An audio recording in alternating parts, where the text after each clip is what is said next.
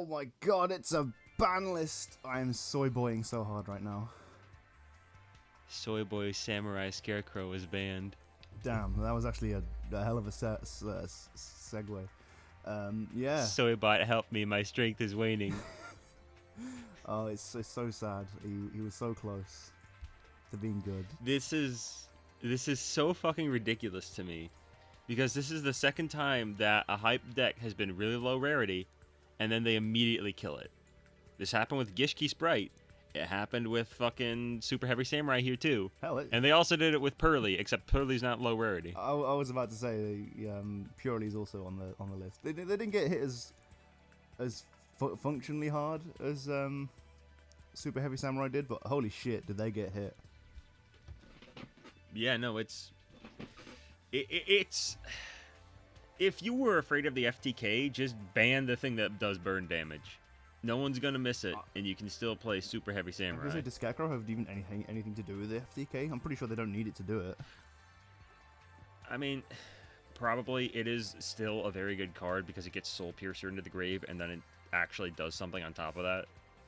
Like, Link 1s in general have kind of proven to be a mistake. Yeah. Speaking of mistakes, Cyberstein is back on the list. Good. But he's so funny. Leave him alone. let him cook. Am I supposed to feel bad about this? I wish. In fact, no, I don't wish. He belongs there. But it's crazy that, like, being able to spend 5,000 life points and still be considered ban worthy is actually crazy. Yeah, it's like, wasn't there? I forget. There was one particular fusion he was spitting out that I think was a problem, or something coming out that was going to be a problem. I don't remember. Normally, when I think of Cyberstein, I think of like Exterio, just to bolster own boards. Yeah, that probably wouldn't help. Yeah, because damn, I really feel like there was something in like either Cyberstorm Access or Duelist Nexus. You could be right. I don't. So I'm not seeing Cyberstein in like any tournament decks for quite some time. Yeah, let's see. But we could be wrong. I'm not a tournament player or anything. Yeah, I'm a little bit out of touch too, honestly. Like, I'm checking like Duelist Nexus fusions and like these current fusions, and I know there's no relevant fusions in Wild Survivors or anything. So I know there was something that was coming out that was just going to be a problem, but I genuinely don't know or remember what the fuck it even was going to be. No, I suppose it doesn't matter at this point now. He's no longer with us. Yeah, speaking of no longer with us, Diablosis Lamau. Yeah, get fucked. That thing's stupid. It should never have been. It should never have existed in the first place. That and Branded Expulsion are both banned for very good reason. Yeah, I mean, Expulsion's kind of like a softer ban compared to Diablosis. In terms of losing your game plan, because Diablosis just shut you down, and even though Branded Expulsion does and it's gone, you've still got Sanctifier. Yeah, like that's what I was saying. Like the fusion kind of takes its place, but it is a little bit more effort to get out, as far as I'm aware. So it's still a nerf, and it's a needed nerf. Yeah, and it's good. Excellent. And finally, anyways, Pointer of the Red Lotus, because fuck you. Honestly, that's just putting the final nail in that coffin. I think they just realized, oh god, if someone top decks this, it's gonna be so fucking annoying for like the second player. So it's a reasonable thing to ban, I think. I'm purely of the mind they should just bring back Red Reboot. I don't disagree necessarily. I love Red Reboot so much. I hate that people hate it. It's so funny. What's wrong? What's wrong, Reggie? Is my Labrusi distracting you? Are you upset? Slam down Red Reboot. Fuck your deck. I think sometimes a card is needed to put trap decks in their place. Yeah, like a gun. It was like Red Reboot was the gun. Bring back Red Reboot. I'm not being metaphorical. This isn't in demand. Anyway, speaking of guns, on the limited list, Blaster's back, baby. Yeah, this is obvious. Like the same with Wind Duelist, bringing back Tempest. That's the one. I can never remember the names. I get Tidal and Tempest like mixed up for some reason. Yeah, there's a Tidal, Tempest, Blaster, Redox, Funny, Silly, Dopey, Grumpy. You know, Snow White and the 7 Dragon Rulers. Snow White and the level 7 Dragon Rulers. Oh. See, the difference here is that they just eat her at the end. She gets banished for cost. Oh wait, Snow White was... I guess we got Snow, I guess. I don't know what the fuck you're talking... Oh yeah, that bitch! Anyways, I'm happy to see him back because honestly, he is the least offensive of the Dragon Rulers. I Fire decks still don't know are... what they do. So basically, it's not necessarily that any one of them singularly is broken, as it's that the 4 of them in conjunction working together, like the little horrible hive mind they are, is broken. Because they can constantly proc each other's effects and snowball advantage. Is it wrong? I don't know if that they I want to see would them be... back, at least all to 1. I kind of do too, just to see what happens. Like, Tidal and Redox might be a problem, but honestly, Blaster's just a pop. Fire decks can run him, no problem, but like, there's like 3, 4, maybe 5 fire decks in the game tops, and 3 of them are coming out in a set that we're going to talk about, so fucking whatever. I think Blaster is totally fine at 1. I think my concern would be the synergy with Dragon decks in general. I guess, but all you're really doing is giving them a single targeting pop. Oh, I mean, like, unbanning all the Dragon Rulers. Oh yeah, no, that I think is definitely cause for concern, and it's gonna be hard to see how that would pan out because the game has shifted so much since it's been nearly a decade since they were released. It's very slowly coming. The boys are back in town. We got the fucking Dragon Regeneration, or whatever the fuck it's called, back. Oh yeah, well that spell always kind of sucked, especially in like a modern sense. It's just draws during the end phase. Fucking wow. Run in Armed Dragons because it's funny. I mean, it's the only good card they've got. Yeah, I still love the Armed Dragon support, don't get me wrong, but they do need a little bit more oomph. Yeah, because ending on 1 quick play pop is a little bit sad. They're cool, and it really is a shame that like the only like palpable piece of support they got was Pile. Pile at least does something the deck wants. Konami gave them piles and left them to it. Here, this is your problem now. Goodbye.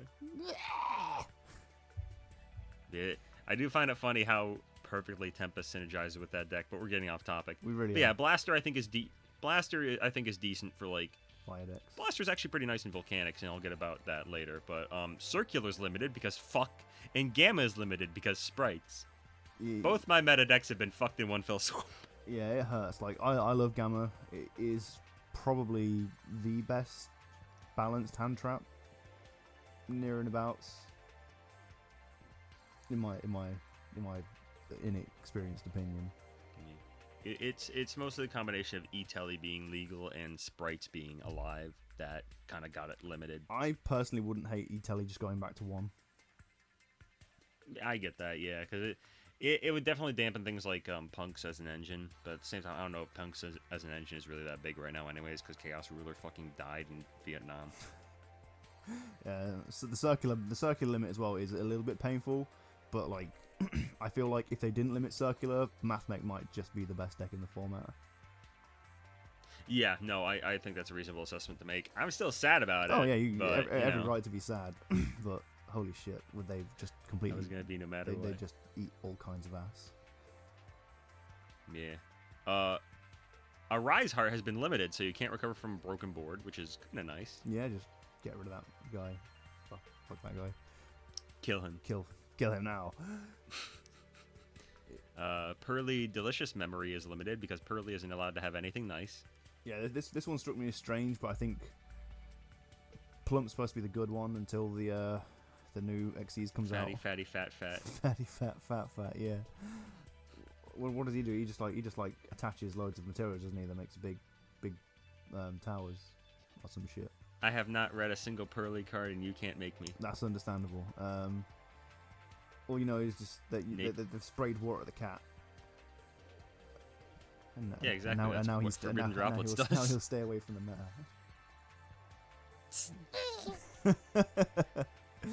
meta. I want them to install microchips in cards that make those noises. Just card noises. Oh dear! What a terrible Naturia game. Sacred Tree. Oh yeah, this is more of a runic hit, I imagine, because runic Naturia would also be probably one of the best decks in the format. It is a trip to hear Naturia's being good. I mean, they were always like really, really close. They were the deck of the time that was like, this deck could be really, really good. It just needs a really, really good card to make it really, really good. And it got those cards, and now they're banned. Goodbye, Ishizu. Goodbye. Say bye-bye. And the last limit is... The long dong has returned. Oh, whoops. Oh, I dropped my monster synchro for my Yang Zing. ding long. Yeah, I mean... You got the worms! Big time! I don't know how to feel about Deng Long, because I never got to play with him because he got banned. Yeah, I purchased a copy like a year ago, so I'm feeling pretty alright. Stonks. Good shit. Stonks. The semi-limit list has suddenly just exploded. Yeah, I know. Fucking Herald of Orange Light came out just to make sure that like it's not gonna get like spanked again. It's likely, but I don't. It might take a while. Yeah, Kashtira Unicorn is at 2 to gimp it as an engine, or was that no? That was Fenrir. Why is Unicorn at 2? To make it look like they're trying to hit the most expensive deck in the format. Yeah. How you doing, Super Heavy Samurai? Yes, interesting. Lightning Storm is semi-limited because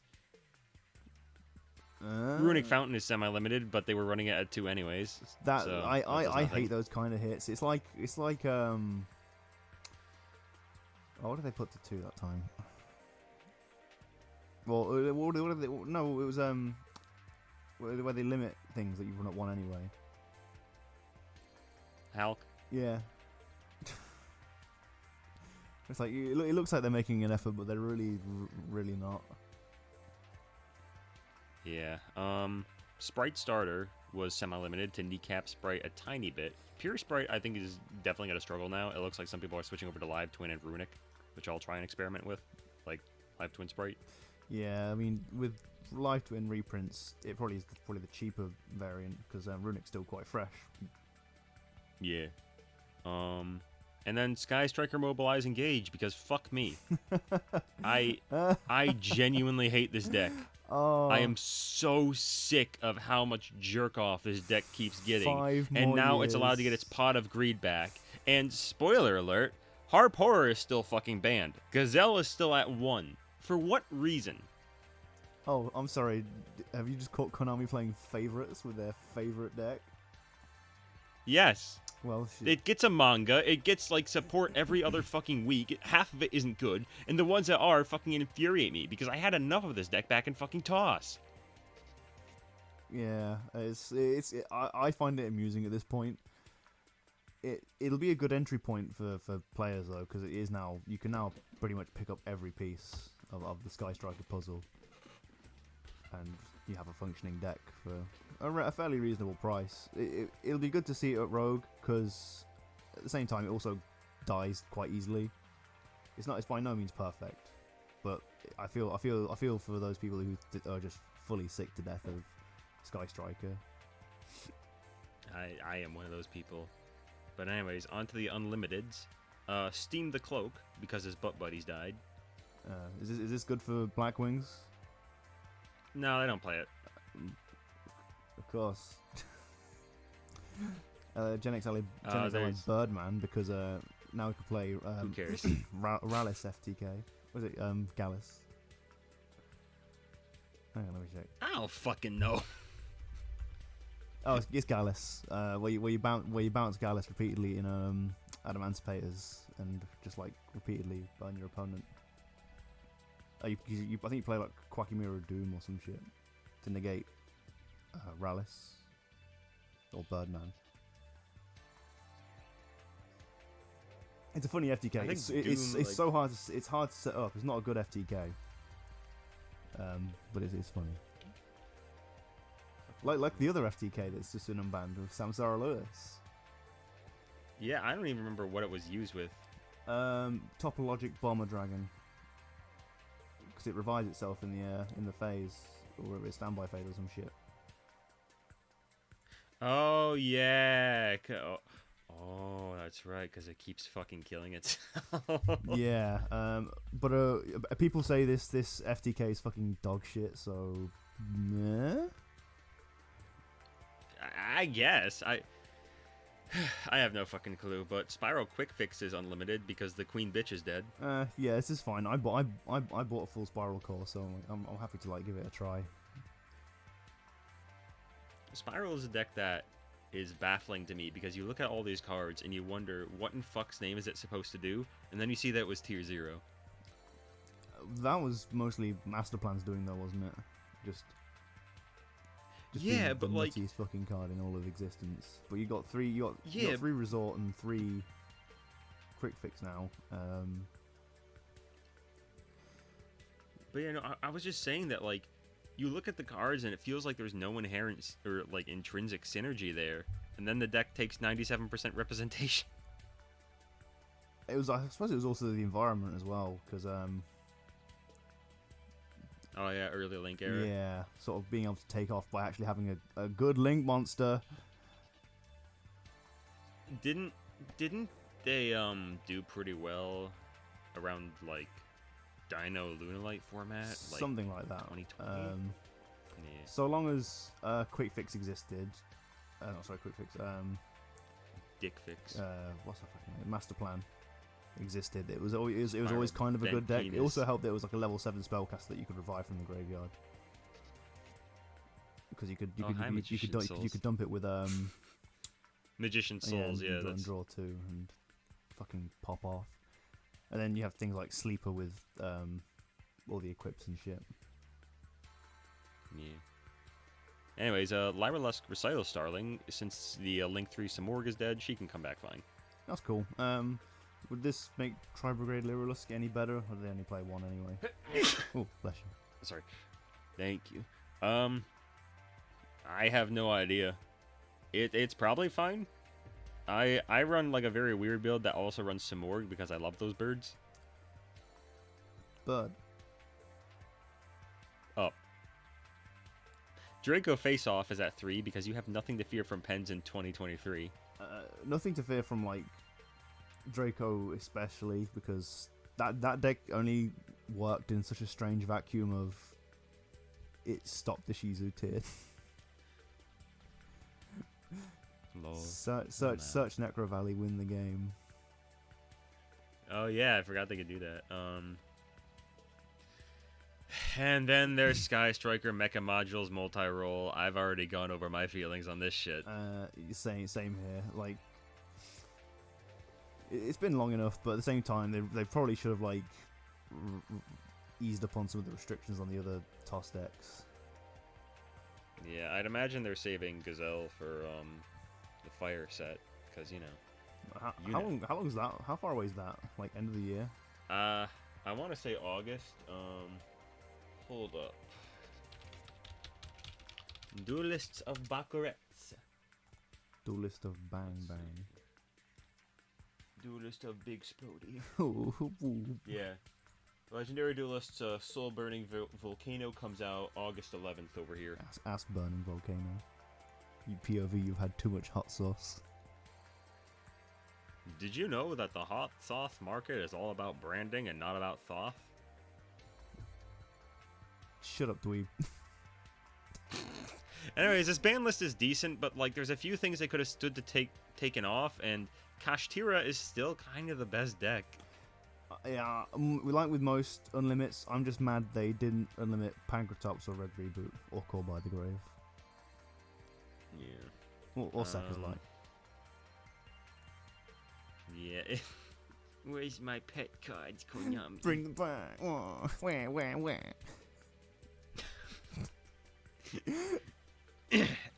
Anyways, next up is A little bit late to the punch, but Cyberstorm Access TCG. Well, not that late. Like, what, like just under a month?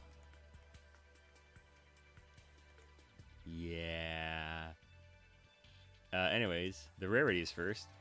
The secrets are Gold Pride, Better Luck Next Time, Gold Pride Roller Baller, Vicious Astrolaud, Peaceful Planet Calarium, Guiding Quem the Virtuous, Albion the Sanctifier Dragon, Despian Luluwelith, Chaos Angel, and Firewall Dragon Singularity, while the Ultras are Gold Pride Pinballer, Gold Pride Chariot Carry, Gold Pride that came out of nowhere, Mananium.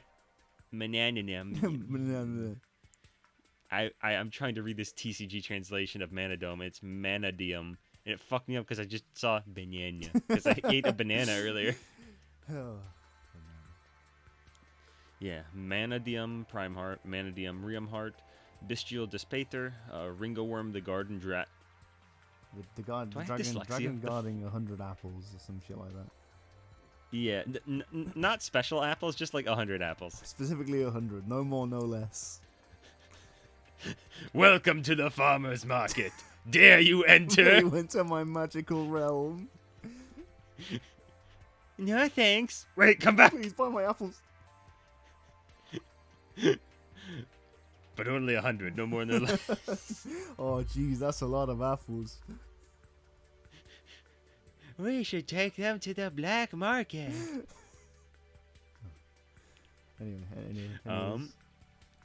Yeah, Libromancer origin story, Numbers Avail, Super Heavy Samurai Brave, Masurawo. My brain is fried today, I apologize. Teller Knight Constellar Caduceus, and Firewall Defensor. Yeah, it could be worse, I guess. Yeah, this, to be fair, normally I complain about the rarity spreads, but this one's actually quite reasonable. I'm also not complaining because I pulled 3 of the 10 secret rares out of this set, including Chaos Angel. So, oh, fuck you. Yeah, I'm super like not vexed this time. I don't know. If not a little bit smug. I feel a little bit bad for like the Gold Pride players because no, I don't feel that bad because they actually had good support this time. Fuck you. Yeah, it's almost good enough to stand. I'm a Beat Trooper player. I have to suffer. Here's your cruel Saturn. At least it's actually a good card this time. Oh, you know, okay. I just realized this when I was like going through my cards the other day. It's not called Cruel Saturn. It's called Cruel Saturnus. Yes. I couldn't tell you why, but shut up. Shut up. I didn't say anything. Shut up. Anyways, Super Heavy Samurai Prodigy is a super, which I would have been excited about if not for, you know, that thing they did. Yeah, that's crazy, bro. Gold Pride. Like I said, somehow these turned out okay. So, Gold Pride Rollerballer is a level 5 Earth Psychic and has their usual summoning condition, and as a quick effect during the main phase, you can fusion summon a Gold Pride. And you need the next card for context here. Gold Pride Pinballer is a level 9 Dark Machine Fusion and needs Roller plus 1 or more Gold Prides. On Fusion Summon, you can equip monsters your opponent controls up to the number of materials used. If your life points are lower, this cannot be negated. It has the same bounce effect as the other extract monsters, and this is really fucking good removal. It is, that's strong. I'm not looking forward to coming back to organized play and just getting my entire field anal vored by this card. You're gonna get sucked up like fucking Silver the Hedgehog. It's no use! I fucking got that at the same time, brilliant. Chariot Carry is a rank 3 water aqua. It can detach a mat to search a Gold Pride back row, and if your life points are lower, you can mill a Gold Pride mon. Same bounce effect. It's a good consistency piece. Yeah, and she's cute. I give her a kiss. Mwah. Good card. Rated 5 out of 5 Yeah. for kissability. That's why I like Ben 10 so much. Well, it's like kissing a peanut. That came out of nowhere is a quick play that special summons a Gold Pride from hand or graveyard, but your opponent can also special summon something from hand or graveyard effects negated. This one's kind of weird. I mean, as long as you can activate it without your opponent having to special summon something themselves, I'd say it's fairly fine. Normally the problem with these kinds of spells is like when your opponent also gets to do it, they get the ability to activate their monster effects and stuff. So, sweet, whatever. Yeah, I don't know. It is a strange one to me. Now, Pedal to the Metal is a card. Was this Trapper? I forgot to write down what kind of card. Okay, quick play spell. And it gives you a gold pride to control 500 attack, destruction protection, and prevents it from activating its effects. During the end phase, if a gold pride is destroyed this turn, you can set it from the graveyard. It's a really good card, and the activation prevention thing sounds bad at first, but then you realize, oh, I don't have to bounce myself now. He stays.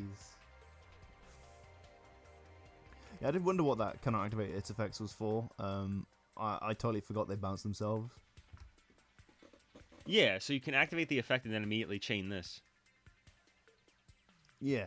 Also, it's got a little dude like spinning around on it like a fucking maniac. Wow, he's just like me.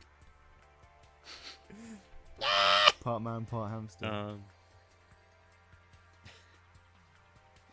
You gotta be like fucking Jerome McHale going around the office shouting super nimble mega hamster. Imagine being in the room at that time. How much of that could you take before realistically killing? I could make it worse. I think this one should be called Odd Eyes Funko Pop Dragon in memoriam of my Funko Pops. In memoriam? You mean you had them and you lost them? They were attributed for effect. Oh. Someone Nibiru'd my Funko Pop wall. He's just talking about the time like a hailstorm came in and like put golf balls through it. Oh, what a sad existence you live if like losing your Funko Pop collection is just the worst thing that's happened in your life. There was something I saw earlier that I've seen before that's great, and it was like someone like asking, what's the difference between Funko Pops and action figures? And someone was just immediately responding, the difference is that if I see someone with a bunch of the difference is that you're buying Funko Pops for the Funko Pop brand and not like the fucking branding of the thing you like. If I see someone with a bunch of anime figures, I assume they like anime. If I see someone with a Funko Pop ball, I assume their wife fucks other men. Oh, it's funny because it's true. Yeah. Anyways, Better Luck Next Time is a continuous spell that searches a gold pride and burns you for its attack. If a gold pride from the extract bounces, you can draw one. This is 10 out of 10. Is it? I can't. I don't know. Not despite I don't play gold pride, but I didn't see myself liking this card as much as the other trap. Oh no! This is a continuous spell. Oh, is it? Wait, neck and neck. Yeah, I'm talking about Better Luck Next Time, not neck and neck. I'm reading the wrong card. Carry on. Ignore me. Yeah, sorry. Yeah, like Better Luck Next Time being able to essentially set up all their summoning conditions by burning you for it and searching, and then continuing to net you advantage when dudes bounce. Yeah, it's good. I think this is just like almost like a backup plan in case Punk doesn't come through for you. Hey, Punk. Yeah. Then their last card is a trap called It's Neck and Neck, which bounces a gold pride you control or in graveyard. And if your opponent has a monster with attack higher than your life points, you can banish it and a gold pride from graveyard, special another gold pride from extract that mentions that monster. It's kind of weird and a lot more specific. Run Dynamorphia gold pride. Ew, I can't believe I hear you say that. Me too, I hate Dynamorphia. No one likes Dynamorphia. Not even Dynamorphia. Why do you think they self-harm so much? Oh, that's really sad. Either way, Gold Pride actually did pretty good. They've probably come out on top as one of the better TCG archetypes ever made, intentionally. Yeah, it's... Part of me is mad because I look at this and I just think, where was this when B-Troopers needed it? Well, this was being made by the time B-Troopers were out and made. I'm going to kill someone. I will kill again. Probably you, the viewer. Whatever you do not go to sleep tonight. Okay, other TCG exclusives. Yeah. Moissanite, the Comet General. His name sounds like something Jar Jar Binks would say. Don't say that. Monster Knight. Jar Jar is very important. Okay, he holds the whole thing together. He's the key to all He's this. the key to all this. George Lucas said so. He's whispering it in George Lucas's ear.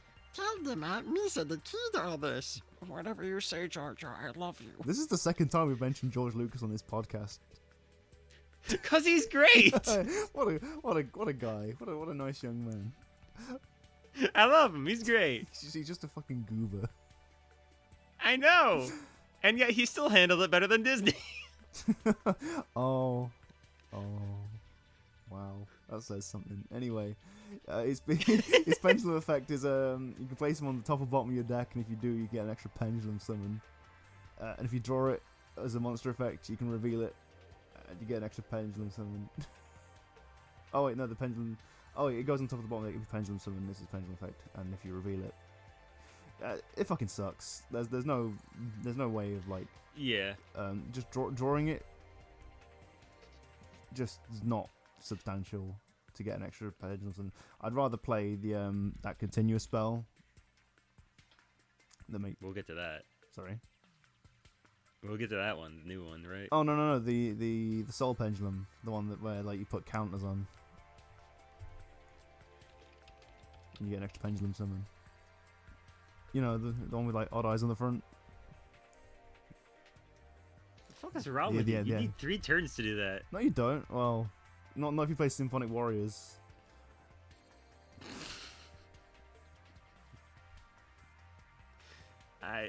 You only need 2. You only need 2 in that case. Okay, cool. Golden Cloud Beast Malong. When you summon it, oh whoops! Oh, I dropped my Golden Cloud Beast. I dropped my long dawn. When it's summoned, you can increase its or decrease its level by 1, and when it sends to the graveyard, you can target one card your opponent controls and bounce it. Yeah, it's not bad. Yeah, it's pretty good. Like more like it's a fun card. Dogmatic punishment targets. More like Malong combos. Am I right? Oh. Imperial Princess Queen Query. You can detach a material from it to summon a level 5 from either the graveyard to either field. And if a level 5 monster is dissolved by battle or leaves the field by an opponent's card effect while you control this monster, you can add to your hand or special summon a level 5 monster from your deck. Who's gonna tell her about rank 5? The time. Who's gonna break your heart? The time has passed, but also I'm more thinking Yajiro Invader, baby. He's cutting. I'm thinking that Artifacts died in that like minefield in Kuwait. Artifacts as a deck were never really playable. That's just an illusion told to you by Big Artifact. There was. I forget what I was talking about with my brother, but fucking this conversation came up where we were just talking about like the fucking weather and all this crazy shit that happens. I was just like, yeah, tornadoes aren't real. That's just made up by big cloud. I think I've heard the term big weather used in real life. I couldn't pinpoint exactly where. I like adding the word big to things because it's so intrinsically funny. Big anything. Australia's not real. It's just made up by big koala. big drop bear.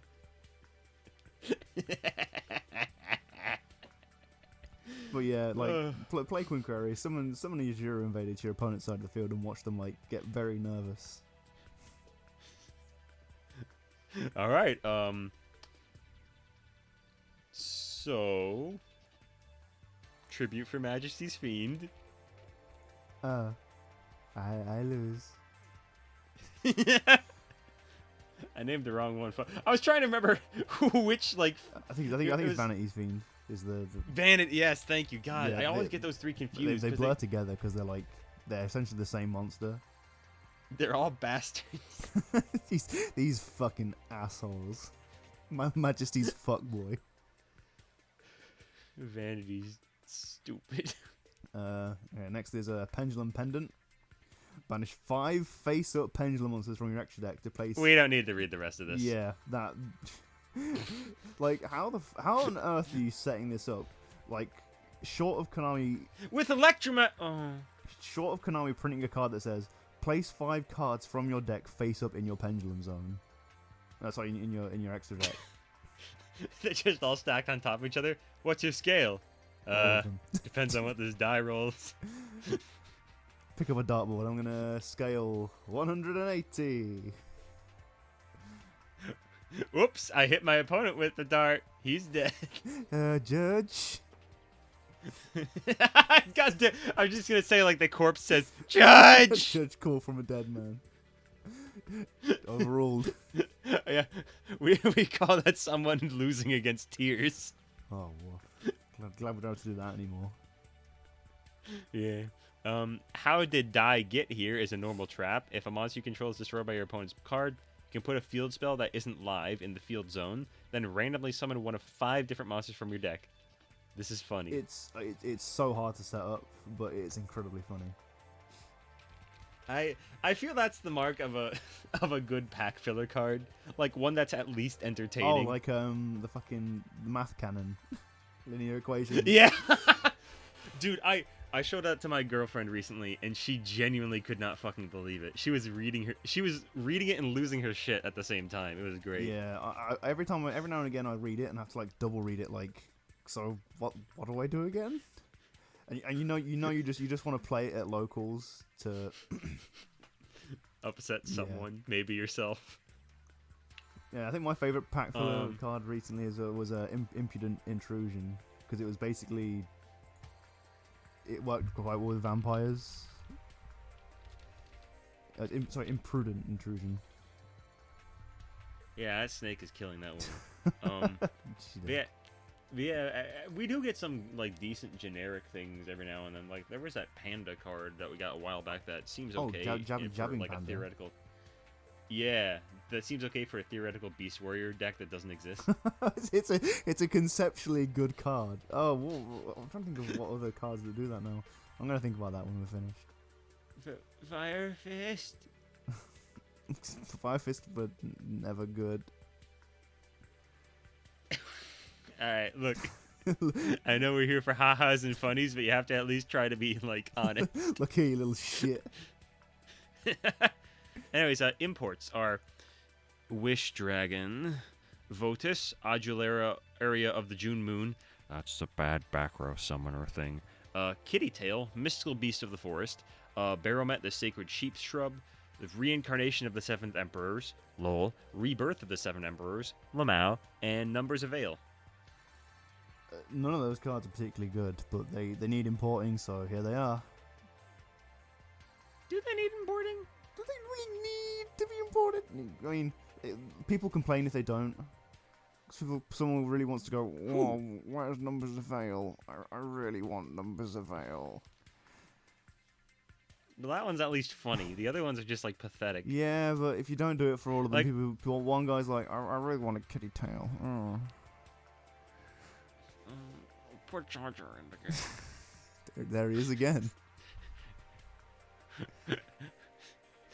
Oh god, I've been thinking about this a lot, but Kozmo's outdated. But imagine we get Kozmo Jar Jar. No, don't say that. You know. Oh, Nossa! Well, to be fair, that's that. Misa gonna banish for cards. That is a good jumping on point for like, if they were to do new Kozmo, like a full set of new Kozmos. Is the They make the Disney one, and Rey is just like a towers that can't be destroyed by battle. Wow, you know they'd fucking do it. That's just unpalatable.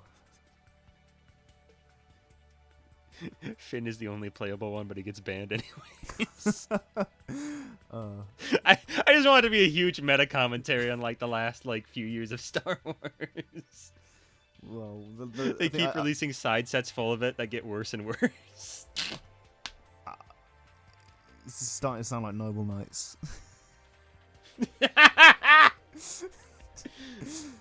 Instead of saying Noble Knights, I think I heard someone say Noble Knights releases.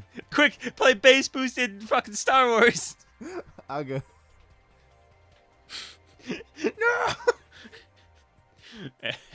Anyways, you've heard of Survivors. Get ready for wild survivors. These truly are the TCG. wildest of survivors. The only survivor here is your wallet because you don't have to spend any money on like Vanquish Soul. Unless you are buying Vanquish Soul, in which case... Say goodbye to your wallet. Anyways, the Ultras are Ground Zeno, as kind of expected, Voici la Carte, today's menu, and Nouvelle Restaurant at table. And 7 fucking Vanquish Soul cards. That is... Raisin, Pantera. That is horrific. Before we get too deep into it. 7? Is it ever been this bad? No, this is fucking ridiculous. Like, even in Dawn of Majesty, where 3 or 4 of the fucking Stardust cards were secret rares, like, that's still not as much as this. This is absolutely ludicrous. Wasn't Sword Soul genuinely pretty baffled. bad? Sword Soul was like, yeah, Sword Soul was also pretty high rarity. I think it had 3 secrets, because it had White Woman, Moye, and White Card. White. Right. Yeah. Carry on with you. Yeah, Raisin, Pantera, Heavy Borger, Mad Love, Caesar, Valius, Rock of the Vanquisher, Stake Your Soul, and the only monster that's not an Ultra is the fucking shitty garbage slime. I think that tracks. I don't even... For some reason, that's I don't even... Shut up, but Guardian Slime was a fucking ultra rare in that fucking shitty Rage of Raw set. It just continues to like get more and more expensive. God Slime, that was it. God Slime, that's what I was thinking. But yeah, no, it's fucking... It really is fucking ridiculous. Like, I'm happy I can get, like, dinosaurs in Nouvelle for, like, cheap prices, but this is genuinely absurd. Yeah, it boggles the mind, really. Like, I know dinos have it hard already, because you have to, like, if you really want to start with dinos, you have to buy into all the Animadorns and maybe some other pieces. I don't know. How are dinos doing these days for price? Most of the dino stuff itself I don't think is too bad, and it helps that, like, the reprints this set are actually very good. I don't think dinos are too bad in terms of price. There's a few, like, extraneous things, though, that will be expensive. Barone and Pot of Prosp are good examples, but generally I don't think most of it's too bad. And speaking of reprints, we've got Tenki, Soul Eating Oviraptor, Miscellaneousaurus, Giant Rex, Baby Ceratosaurus, Ultimate Conductor Tyranno, Frostosaurus, Hungry Borger, that's a collector's rare too, important, Incantation Candle and Talismandra, Preparation of Rites, Manju, Lithosagum, Animadorm Dartrosaur, Double Evolution Pill, Allure of Darkness, Fossil Dig, Pre-Preparation of Rites, Lost World, and There Can Be Only One. Good reprints. Yeah, no, I was just about to say, Animadorm Dartrosaurs was getting quite pricey, but then you just mentioned that in the reprints. So, yeah, no, I think you just have to shell out, like, $100 for the 3 copies of Ground Zeno. I think dinosaurs might actually become meta. They might. It's possible given the crippled meta. Yeah, but at the same they'll time, be on a similar tier level of strength to probably the other combo deck being Super Heavy Samurai. yeah. At the same, maybe it's hard to say because they still need their normal summon. True. Like if you open Ground Zeno and Baby, then you can get lucky. But at the same time, you have to keep in mind that Cash is around. Or alternatively, you just open Misk and win every game. Yeah, but Misk doesn't save you from the floodgate. That's what the 2 Lightning Storm are for. What about the third one? Oh, we don't talk about that. I'll just run Rag. Yeah, I guess the good news is I can like shift out like a Harpy's Feather Duster or a Raigeki for it. It's like, yeah, it's fine. That's pretty fine. cope. But I know. Speaking of cope, the next set is called Duelist Nexus. Shortened to Dune, which means Dune Bucky. Beep, beep. And Rex Raptor got support. Yeah! Wow, these are on the level of the Weevil support.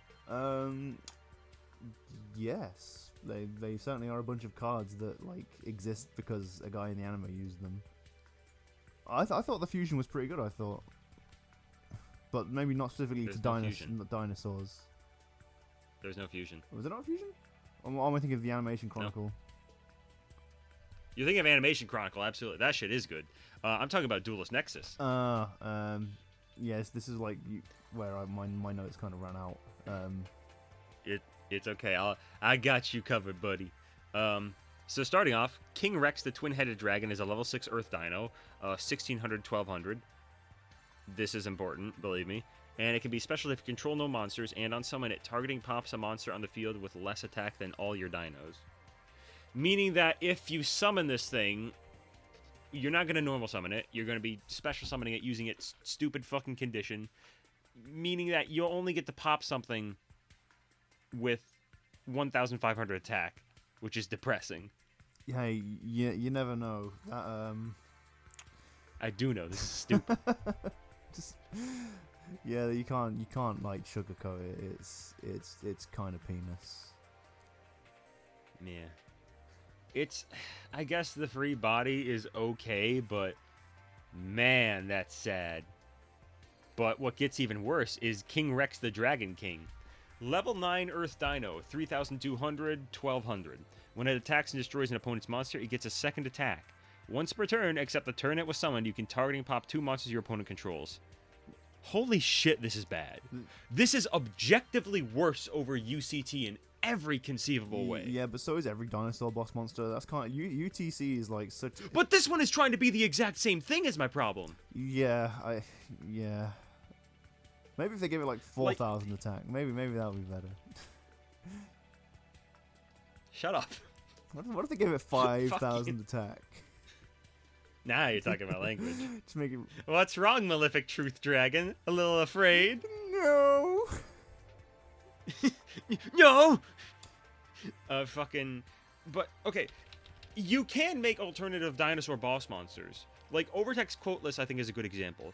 To be fair, it's not really run today because it's just kind of outclassed by Animadorm Archosaur. But in theory, it's not bad for like recycling resources and like negating stuff while continuing to let you gain. It also does have other effects, so it's kind of it has its uses. Yeah. Same with like Doodle like Beast Tyranno. It's like it's a pretty cool backup card. Yeah, I think these are both. From what I've heard from Dino players, they're both kind of outclassed, but I don't think intrinsically they're bad cards. This is a bad card.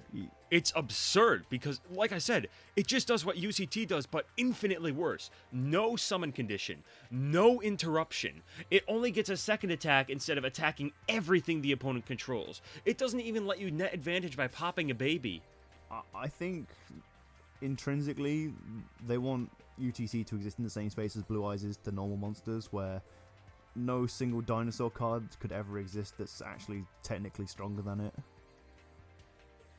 I mean, maybe, but, like, man, I just feel like there's... I don't know. I feel like you could make, like, a dinosaur ritual deck and do something with that. Like, something that's more specific to what it needs, you know? Dino rituals are, like, probably coming very soon. You may yet still get your wish. I hope so. That would be fun. Like, there's some ritual, like, mashups that haven't really been touched since the dawn of this game. Like, it took us until 2020. That's almost 20 years of the game existing for us to get the first machine ritual. Hey, we've still not got like actually any decent insect rituals. Wing beast rituals. We don't have any thunder rituals either. Yeah, no thunder. Oh, Xenobirds. Oh yeah. I mean, I said good ones. Yeah, but like I like Xenobirds in concept because I love the idea of combining rituals and spirits. Yeah, that's also concept. true. I like Xenobirds because it beats a very specific deck that a friend of ours likes to play. it's just a complete hard counter, and when I'm sick of his shit, I just break it out. What's wrong, Matayon? Don't like being in the hand. Also, Mono Wato is still the funniest card in the game. That is true. Yeah. So next up, they got like they got a rank 4 to go with these this level 6 and this level 9 monster, and it's Granosaurus. The magic head cannon, which is what I call my dick. Yeah, but it's called the magic head cannon, but like that bolt of magic is clearly coming out of its stomach. What are we supposed to believe? There's some kind of magic dinosaur or something? Oh boy. My head cannon is that's where his head is. That is his head. Like the dinosaur on top is just like an ornament. No, it means head cannon isn't like he just keeps writing fan fiction. It won't shut the fuck up. Do you guys want to read my Fortnite fan fiction? No, go home. Anyway, this thing it does basically what Granosaurus does, right? When a dinosaur, this is pretty more generic. When a dinosaur destroys an opponent's monster by battling into the graveyard, Detach a material from it and inflict 1,000 damage to your opponent, and then this card gains 1,000 attack. And if it's destroyed, you can target one card on the field and destroy it, and if you do, burn them for 1,000. You can't even rank into this from the original Granosaurus. Why is this even here? Who made this? I did, me, Granosaurus. Granosaurus, but like... No, just Granosaurus. Yeah, it's him. There's been no improvement. I'd say I still prefer the original Granosaurus. Yeah, at least he like. At least he like. At least he was like attempting for his era. This is just like. This is literally just Granosaurus. Sad.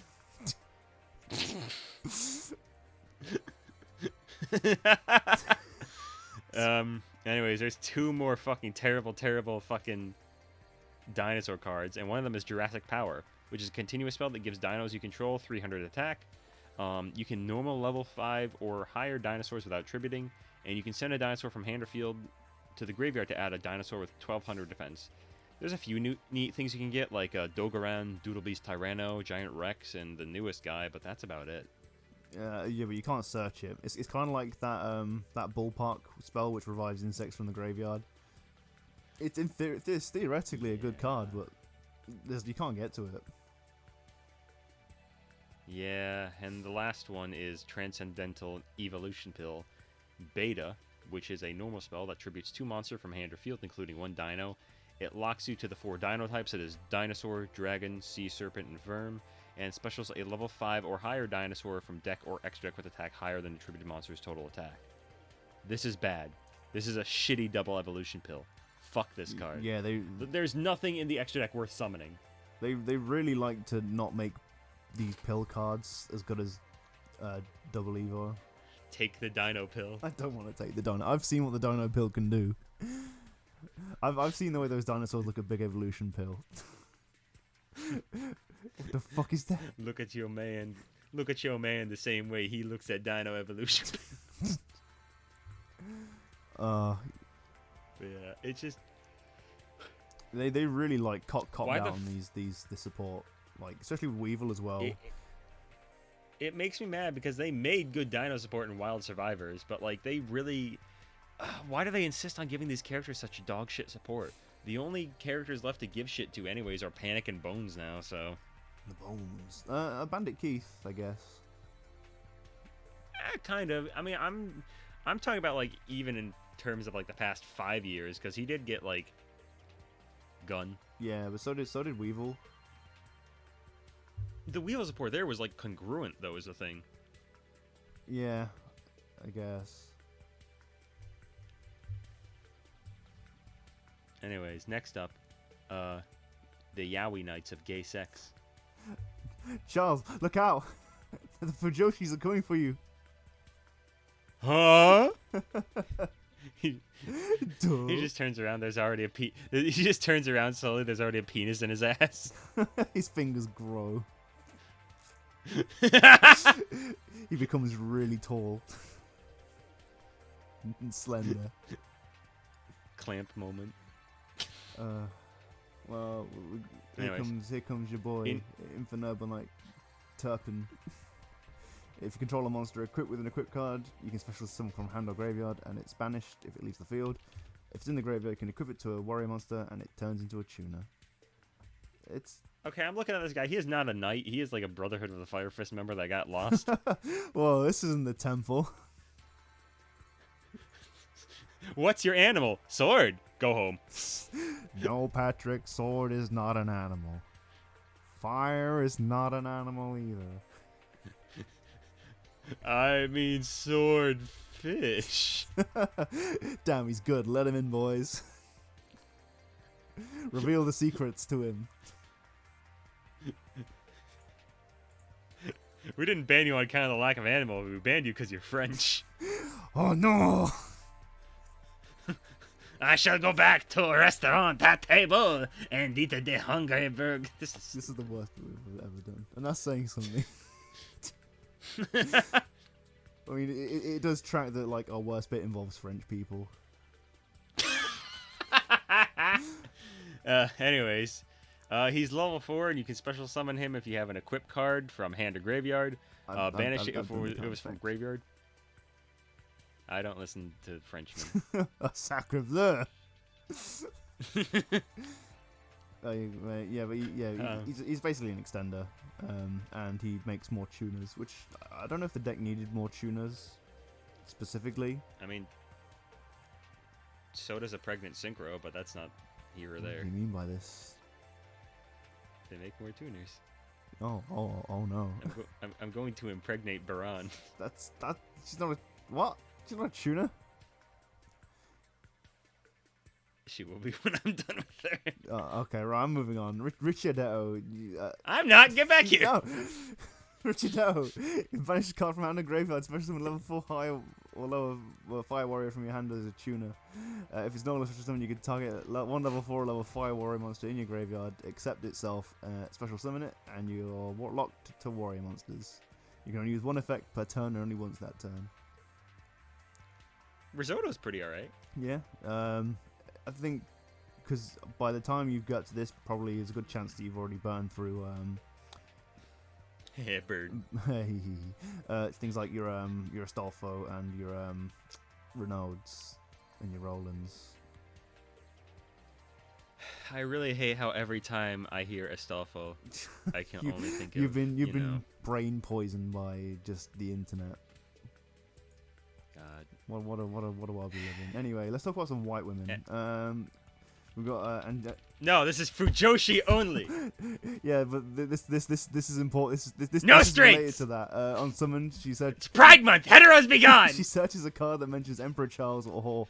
She searches Horn of Oliphant, and then if your opponent activates a card or effect, she just banishes herself to summon like a Renaud card, or sorry, a Roland card from deck or extra deck. Lore. Yeah, like sorry,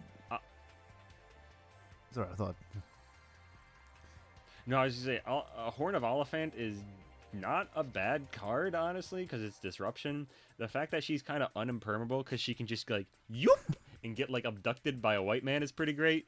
Fucking what were the cards? Yeah, there's only 2 new cards that she can grab, but they're both pretty decent. I'm pretty sure they're both alright.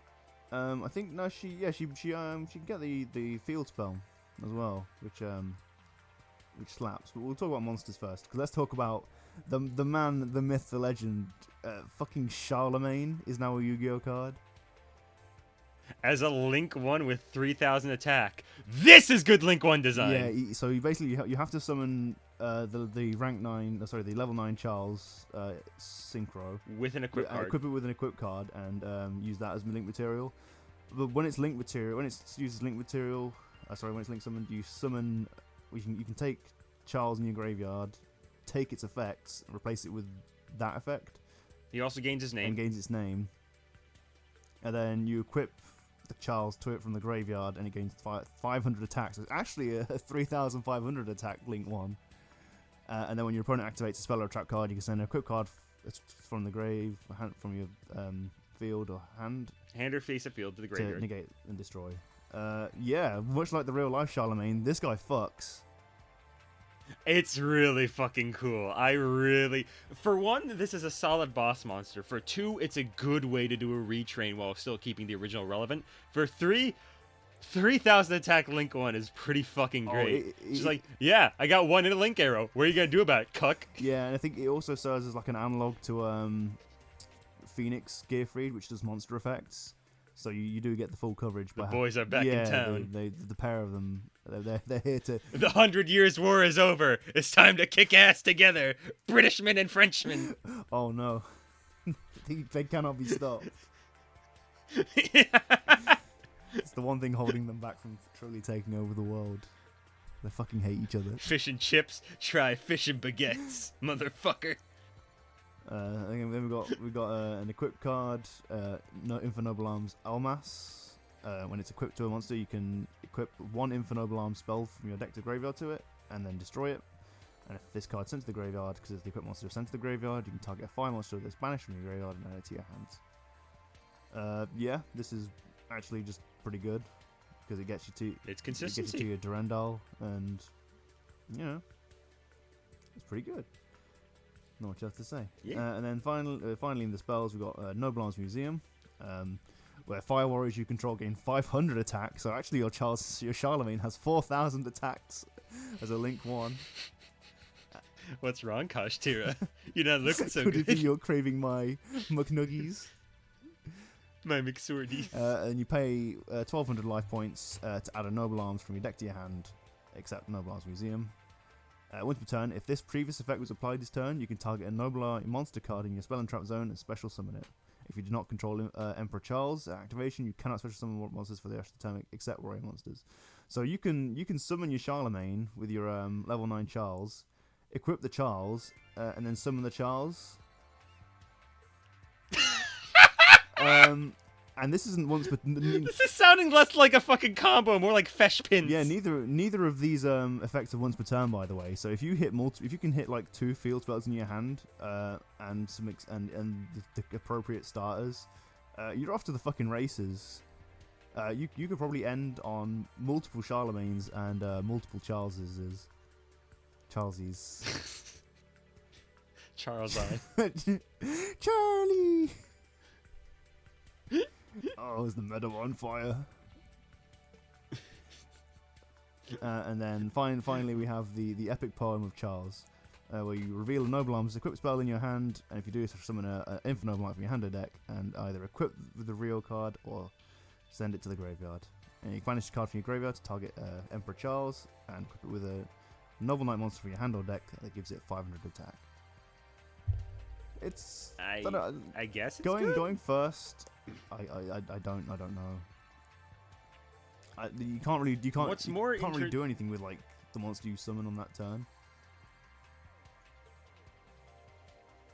Oh yeah, I will say though, I love that the art confirms that this is just a Fujo gacha.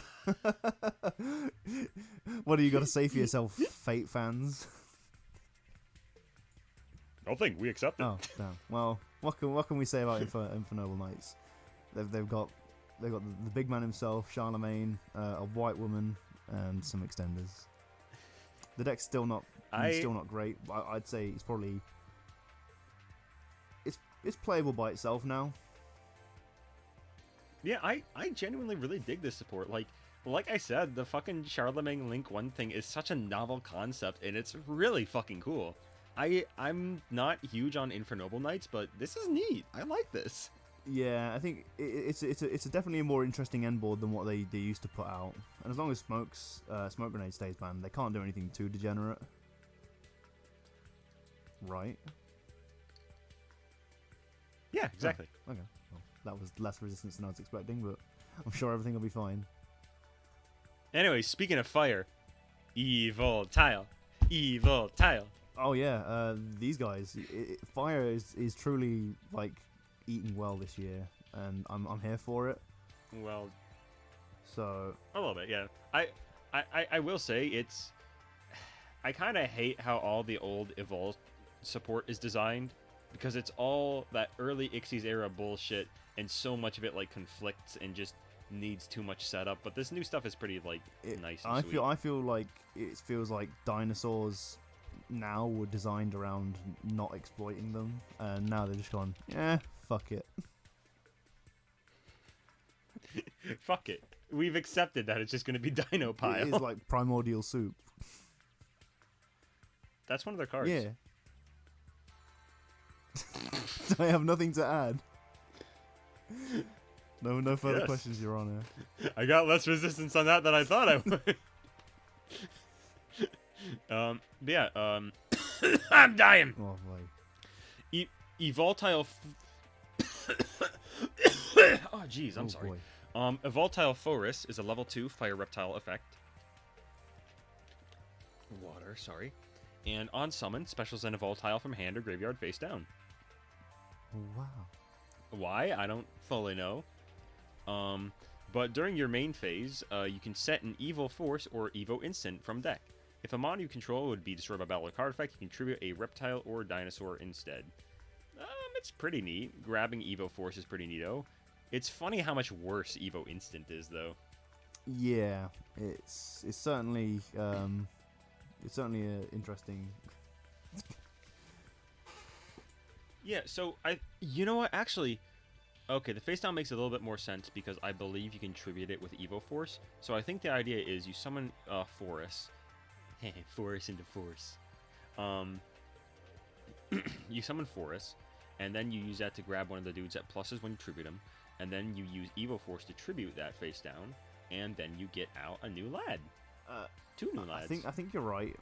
I know there's something with Najasho as a starter where you tribute it to like just pop off.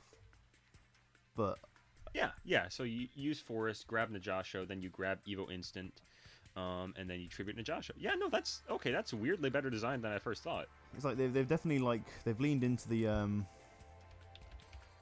actual play style, and they're not just like completely copped out. Yeah, no, I appreciate that because I've always liked the design theory behind Evol Tiles and Evol Swords because it's a really fun concept. I like the idea of like evolving them into like these super advanced dragons, even though that's not what evolution is. That's not how evolution works. Like lizards to reptiles, I can believe, but dinosaurs to dragons, that's too far. Should have been Winged Beast. That would actually be kind of amusing. In level 1. Just birds. But it would also like really like mess with the ecosystem that is dinosaurs, reptiles, winged beasts, and whatever it is, sea serpents, and I don't know. Yeah. Yeah. I'm choosing to throw chaos into the ecosystem, just like real life. It's chaos theory. You see, the dinosaurs, you slapped it on a plastic lunchbox. That's not even his voice. I'm sorry, Jeff Goldblum. Following up, Force. Oh wait, let me just say, it's funny how much worse Evo Instant is than Evo Force because it doesn't proc their effects. Yeah, it certainly is. Just a terrible lack of hindsight or foresight when like cards you design just don't actually work with the archetype that you've made. Yeah. But Evolsaur Rios is a level 4 Fire Dino.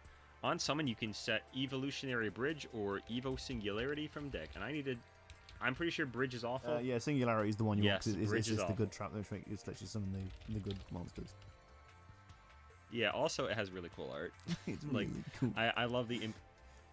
for real, I like the implication that, like, this is all part of some simulation that's gone horribly, horribly wrong. Just like real life. I'm a non-believer in simulation. I do not subscribe to simulation theory. Can't think of simulation theory without thinking about that one guy who said crabs are controlling us all. And it's like, you do not understand what carcinization is. No, it must be the crabs.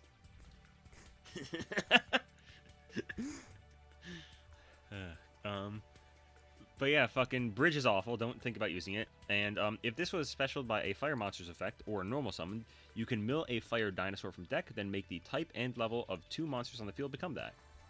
Yeah, no, this is good. Don't just like run a brick in the form of a level 6 dino to get the new XEs or something. Run Frostosaurus, it'll be fun.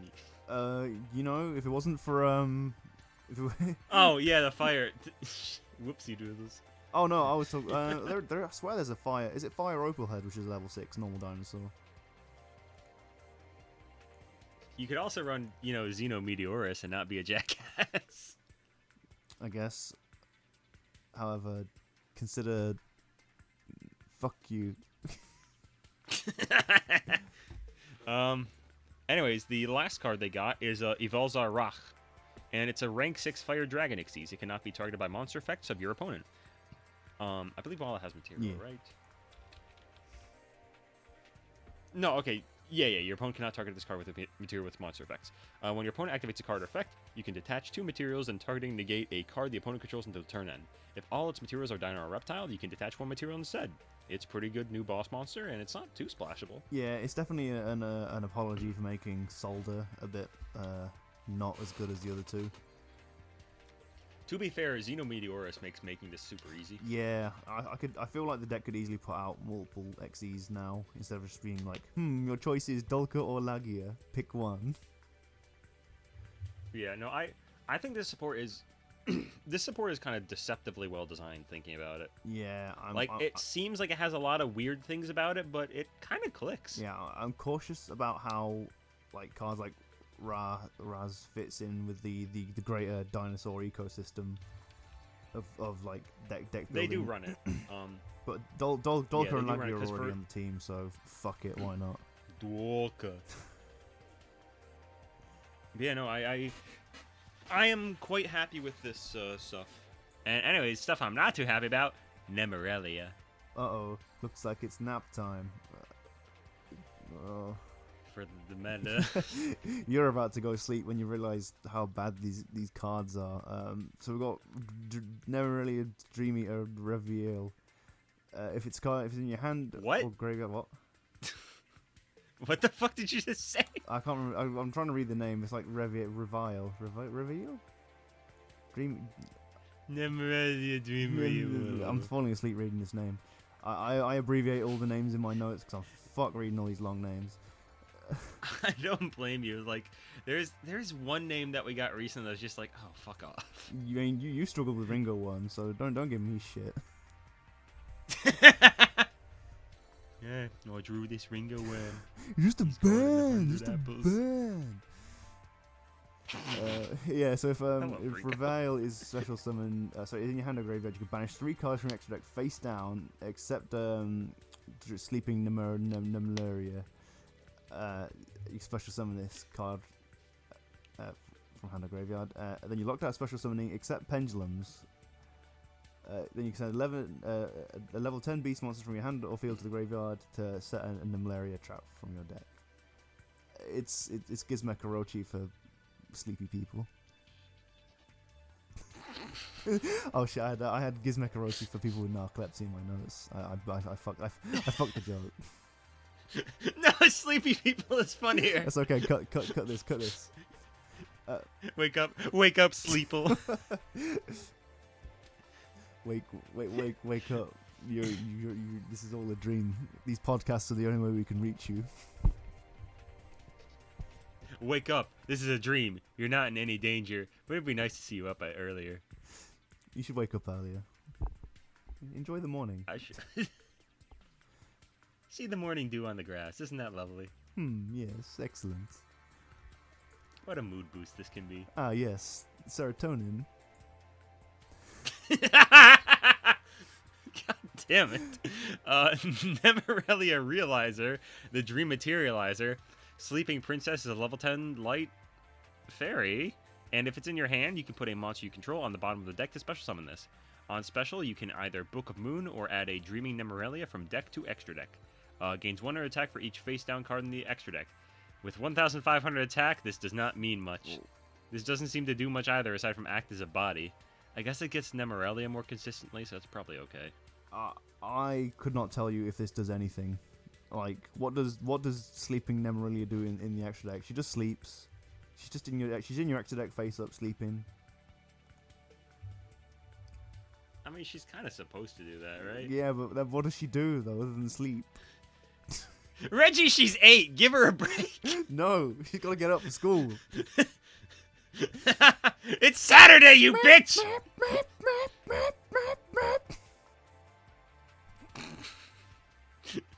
Anyways, their last new card is Nemorelia Louvre. It's a trap, and it special summons a Nemorelia or a level 10 beast monster from hand or deck in defense position, but bounces it during the end phase. You can banish it from graveyard to debuff an opponent's monster by 100 for each of your face-down banished cards until, until turn Until end. you wake up. Wow, it's so bad. What do you get from summoning Androsphinx from your deck? I don't know, but I do love how the new card that searches Nemorelia is not a beast.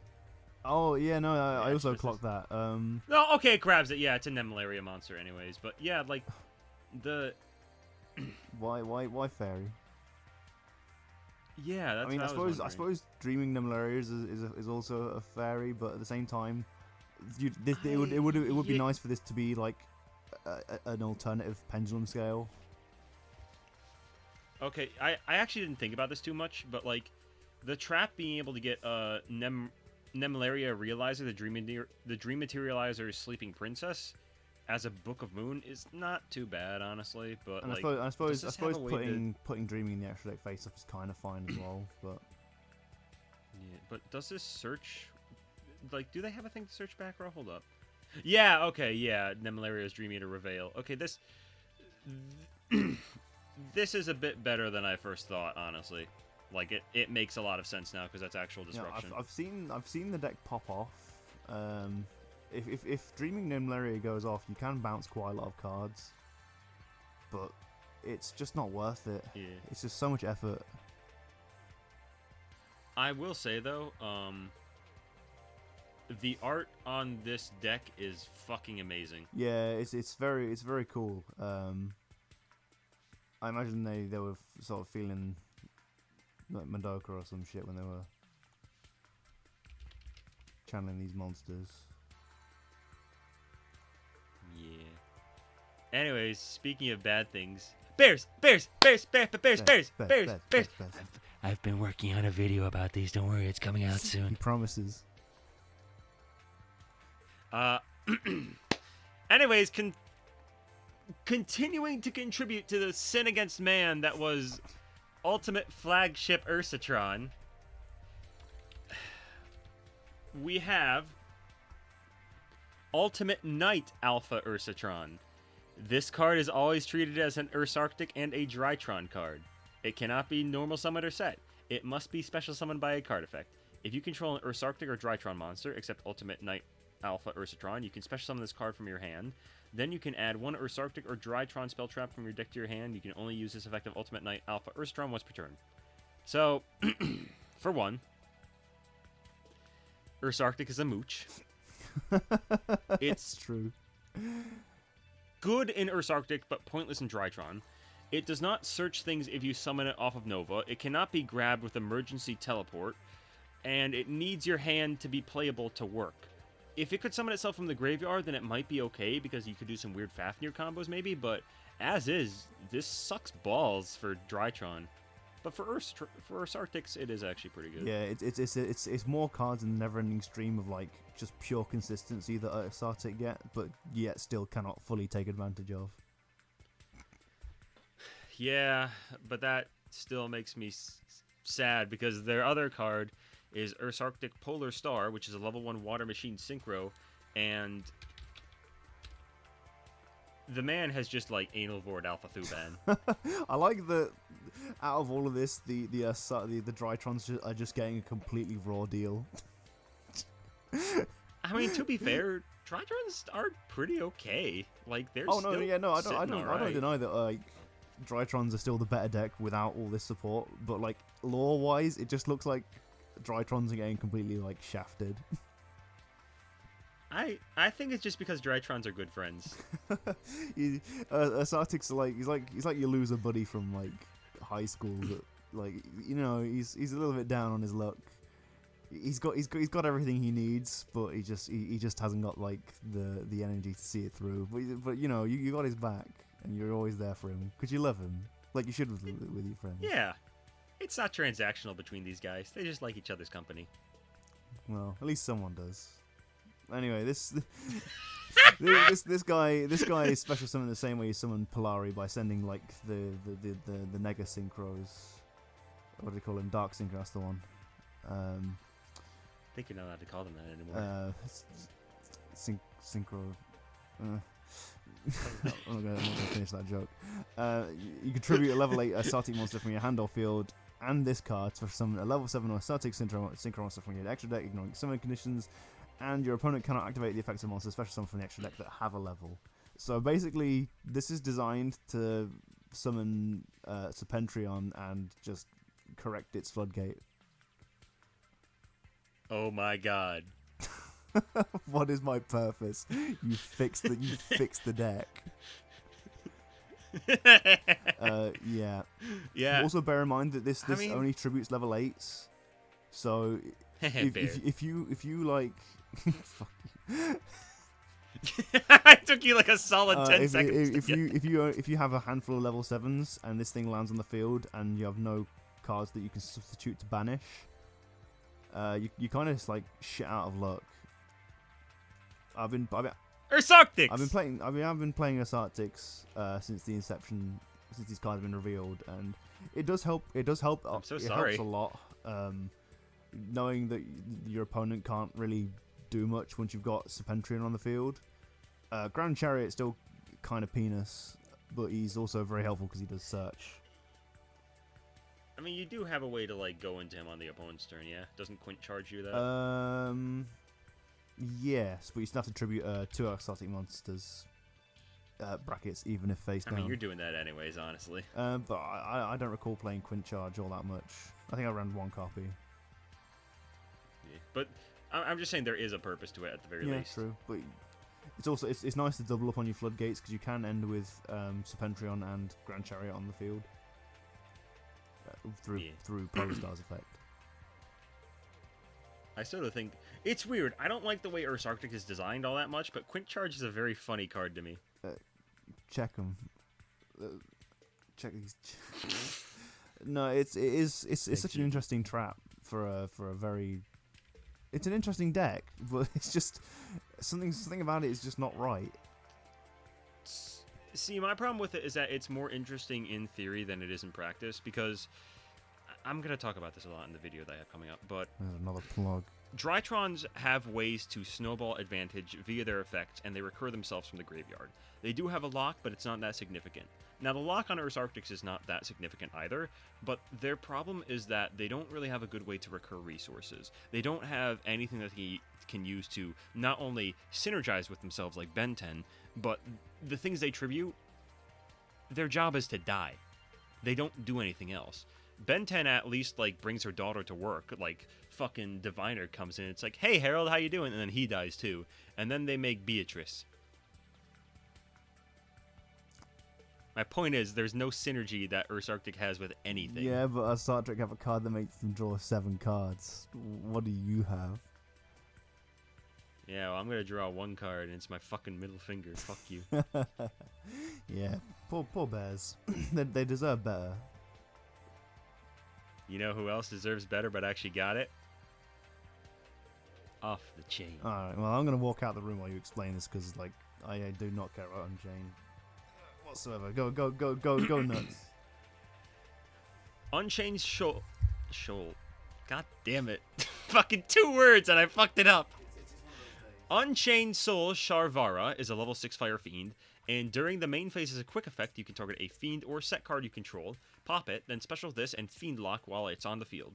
If it's sent to the graveyard, set one of their back row directly from deck. See this? This is perfect support. It does everything the deck wants, lets them plus more, and it even opens up a line to make the DDD rank 6. I've seen people make fucking Machinex with this new stuff too. This is a fantastic card. Not only that, but it being a quick effect means like, today I will imperm this Unchained. No, you fucking won't. It's great. Fucking Unchained Soul... What is that, Shawarma? Yeah, I'm genuinely... Is a level 6 Water Fiend. It's okay, I'm still popping off. Unchained Soul Shawarma is a level 6 Water Fiend and targets 1 card you control, pops it, then pops a back row. If it's in your graveyard, you can pop a Fiend or set card you control, special summon it, then you can put it on the bottom of the deck if it leaves the field. It's not as good as Sharvara, but it's nice as an extender from graveyard, the same way Crystal Shark is in Sharks. A decent one of if you like. And their last card is Unchained Soul King Yama, which is a link to Dark Fiend, 2k stats, and needs 2 fiends. On special, you can search an Unchained monster or recur one. If a card you control is destroyed while it's in the graveyard, you can banish a card you control, and special a fiend from hand or graveyard. Then you can pop a card you control. Also fantastic. Extra deck searching is always appreciated, unless it's the Drytron fusion. So it's really nice to see this dude, especially with his graveyard extension and generic condition. He is a very good card. Also, it's not banish a card you control, it's banish him to special summon a fiend from hand or graveyard. Then you can destroy a card you control. He's a genuinely fantastic card. Like, This support is so fucking insane. Not only is it all Unchained Soul, so you can actually go into the older links easier, but it just adds a lot of consistency. It gives them a lot of recursion. It blows shit up. This is honestly my idea of near perfect support. It's so fucking good. Like, yeah. Well, that's a lot of words to say. Unchained is cringe.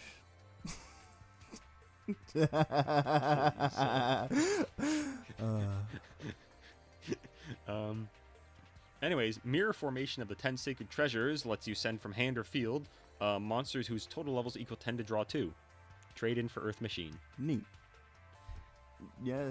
And Time Lords. We don't talk about that. See, you froze up when I said that because you know. when you know, you know. Valance Wavemaster phase is a continuous trap that, if a monster moves, you can either give all level 5 or higher Valance plus 1,200 attack, or send it from the back row to the graveyard, then push an opponent's monster into their back row. It's neat disruption, honestly. I wish it stayed up longer, but whatever. I'm out of two minds of whether or not I run this at 1 or 3 copies. Because going first is really good, and it's not even hard once per turn, so you can like just pop all 3. Yeah, it is a. I don't know. If it didn't send itself to the graveyard, I'd be a lot more soft on it, but it is a little bit weird. Oh, absolutely. Like, I think it's good disruption, especially for a card that in a pendulum deck, where pendulum monsters have a lot. But I suppose it also wants to make room for, like, they really are expecting you to have like a back row full of Valance that do nothing. Do you not? No. What's wrong with you? Too much. Damn, everything's wrong with me. What the hell is wrong with you? Okay. Anyways, their next card is Wipeout Trap Hole. When your opponent summons a monster with 1,500 or less attack, banish that monster with 1,500 or less attack face down. This is just... Doesn't it just, like, power creep an older Trap Hole? Yeah, it just power creeps Bottomless Trap Hole. No, that's a shame. Like, oh, wait. oh, is it just regular Trap Hole? Oh, no. It's the opposite, because Bottomless is 1,500 or more attack. Oh, so it's power creep Trap Hole? Trap Hole is 1,000 or more attack to destroy it. I can never remember, like... There was only a brief stint of time where I played the game when Trap Hole was a card that mattered. And I was younger than 10 years old. Yeah, look at this baby. Baby, you do not understand how the Trap Hole works. No. But yeah, no, it's good. Did you know that Trap Hole of Spikes was an anime original card? I can believe it. Yeah, that's what Joey used to put fucking, like, Metal Zoa in a big hole. That's all he did. Yeah, he was like, I'm immune to magic. Yeah, but are you immune to spikes? He's not wrong. And then he fell in the hole. You two, no one is truly immune to spikes. It's once said that God made a spike so pointy that even he impaled himself. Ouchies, I'm getting rid of these. Why did I make these? Wow, they suck. They're going in the pile with the other things that I made that are too much for me. It's just a huge pile of jellyfish. I thought they were a good idea at the time. They're 97% water. I should have added 3% more water. Just made them water. He's like just poking like, ooh, jelly. Me too, buddy. Me too. So next we've got a Monarch with 3,000 attack. I think something's not right here. I mean, we are kind of approaching the time where Monarchs may or may not just get another structure deck. Maybe in the next... Uh-oh. It's the double R deck. The double R stands for really, really structure deck. That's retarded. Can't say that anymore. Then why did I, Reggie? What? You're afraid I'm gonna play Photon Retardation? Oh no, he's using the OCG name. Cancel I cannot him. be stopped. Anyways, Thestalos, the Shadow Firestorm Monarch, is, I guess Caius is anal vored by Thestalos, and is a level 10 Fire Pyro with 3k attack and 1000 defense, which is questionable, so you can't search him now. And you can tribute summon it by tributing one monster your opponent controls and one tribute summon lad you've got. On tribute, you can banish a random card from an opponent's hand, burn for 1k, and if tributed by tributing a level 8 or higher monster, you can banish a card on the field, and if it was fire or dark, burn for its level times 200. This sure does exist. Run Stormforth, idiots. It does Thestalos things, and it does Chaos things. It's a Thestalos for the rest of us. Serenity now. For real though, like if you didn't need to tribute some monster you control, then that would be good because it would actually be a good way in Monarchs to remove like towers and shit because Stormforth doesn't work on those, I think. But because it's not, it's just stupid. Yeah, it certainly is a questionable design decision. I'm sure it'll all come together eventually. Right. Yeah, we're gonna get like 2 more like fucking Mobius and Ryza like making out in the heat of passion. Well, we know for a fact that they'll combine. Eating Doritos.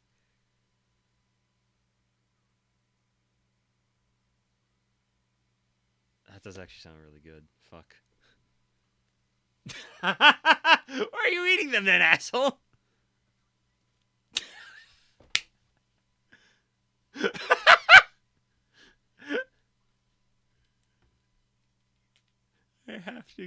I'm so poor, I have to buy the Burger King Doritos.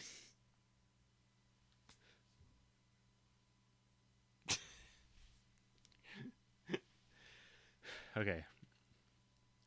Back to the zone.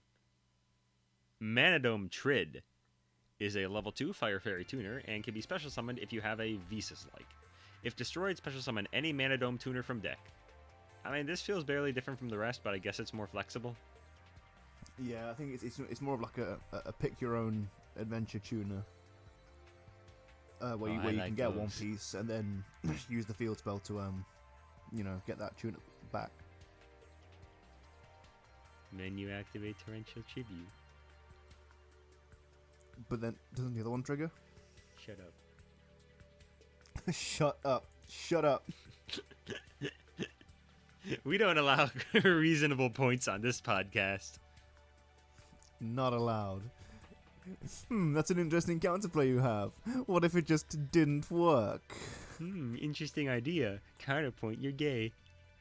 You can't say that to people. Yeah, I can. It's Pride Month. I'm allowed.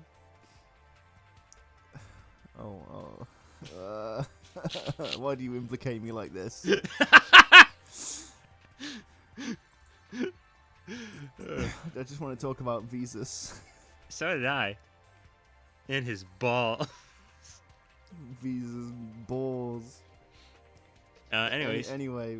Veda Karantha is a level 8 Dark Warrior, and if a card is destroyed on the field and Visas is on field, you can special it, then search Clear New World, a card that doesn't even really work that well to Visas and doesn't work well at all, period.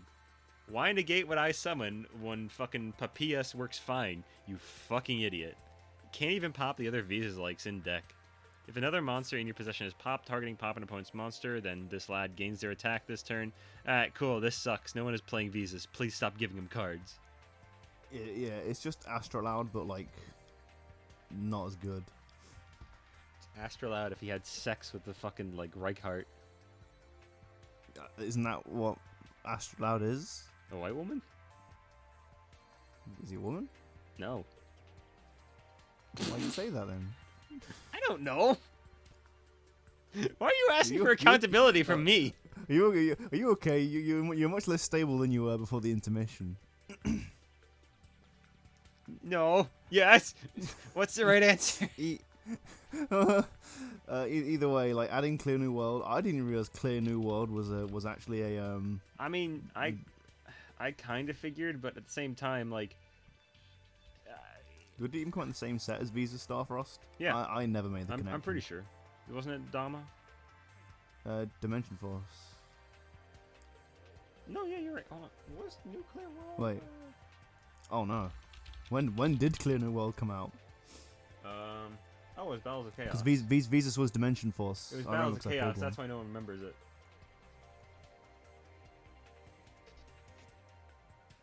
Yeah, I remember pulling it and being like, oh, Visas. And now Visas is worth like $20, so... What? Oh, hey, Visas. Yeah, he spiked. Oh shit! I have a pre-release copy. Yeah, sell it before the tins come out. Wait, why are people buying him? Is it because of the new guy, Visas Amritara, which is a level 8 Light Warrior Tuner Synchro, and needs one or more tuners plus a light, so you can go all tuna. It's Visas while in the main monster zone. If synchroed, you can search a Visas back row. During the main phase, you can pop a monster you control to give your synchros 800 attack. It gives decks a generic negate, and some sort of synchro spam deck could maybe make good use of this, and even Stardust can make it if they have Ascator in hand. Because the thing this guy can search are Manadome Reframing, Tear Elements Crime, Tear Elements Solik, maybe Manadome Breakheart, Tear Elements Meta Noise. It's interesting for the cost of a single Tear Element. Trivikarma, Tear Elements Heartbeat is good against back row deck. You have a lot of interesting options.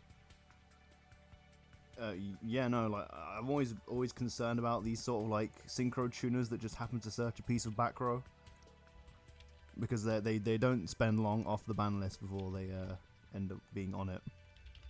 Why did Visa Starfrost spike? Because you wouldn't need him for this. No, you don't need visas to make this. It's generic. Okay, I have a TCG article up here. TCG player article up here. Starfrost spiked. I think it's just for Manadome in general, because they are quite good with all this new support. Almost entirely because of the reveal of new support in Cyberstorm Access hitting Japan in January. Yeah, okay. Also, like, Astroloud as well, being a thing. Astroloud sucks. No, you summon you it's part of your combos in Manadome. That's with, depressing. Frost Sheep. Yeah, well, so is life. This truly is art as a deck. Anyways. Yeah, no, I mean, yeah, synchro tuners always make me nervous. Yeah, it's dang long moment. Anyways, the Worlds as One is a spell that either special summons a Visas like from deck or special summons a Visas like from graveyard, or it shuffles 5 of your monsters that are banished face up on your field and or in your graveyard into the deck, a Visas Starfrost and 4 Visas likes, and then special summon a Visas Synchro monster from your extra deck. This is asinine. Hitler extension, go. Hitler of water, fire, and wind. Combine to summon. Good Jesus. Hitler. Yes, finally. The Hitler that wasn't bad. He comes out with a little like yarmulke. Hello. He's reformed. Don't worry, I'm nice now. Now. Oh jeez, I don't trust this Hitler guy. I sure hope he didn't do anything bad. Let me look him up on Wikipedia. Oh no! Next up is Pristine Planets. Hold the fort. He wait. hated Jews. Oh, rest in peace, Norm. We miss him. Not Hitler, Norm. But at this distance, I didn't even know he was sick.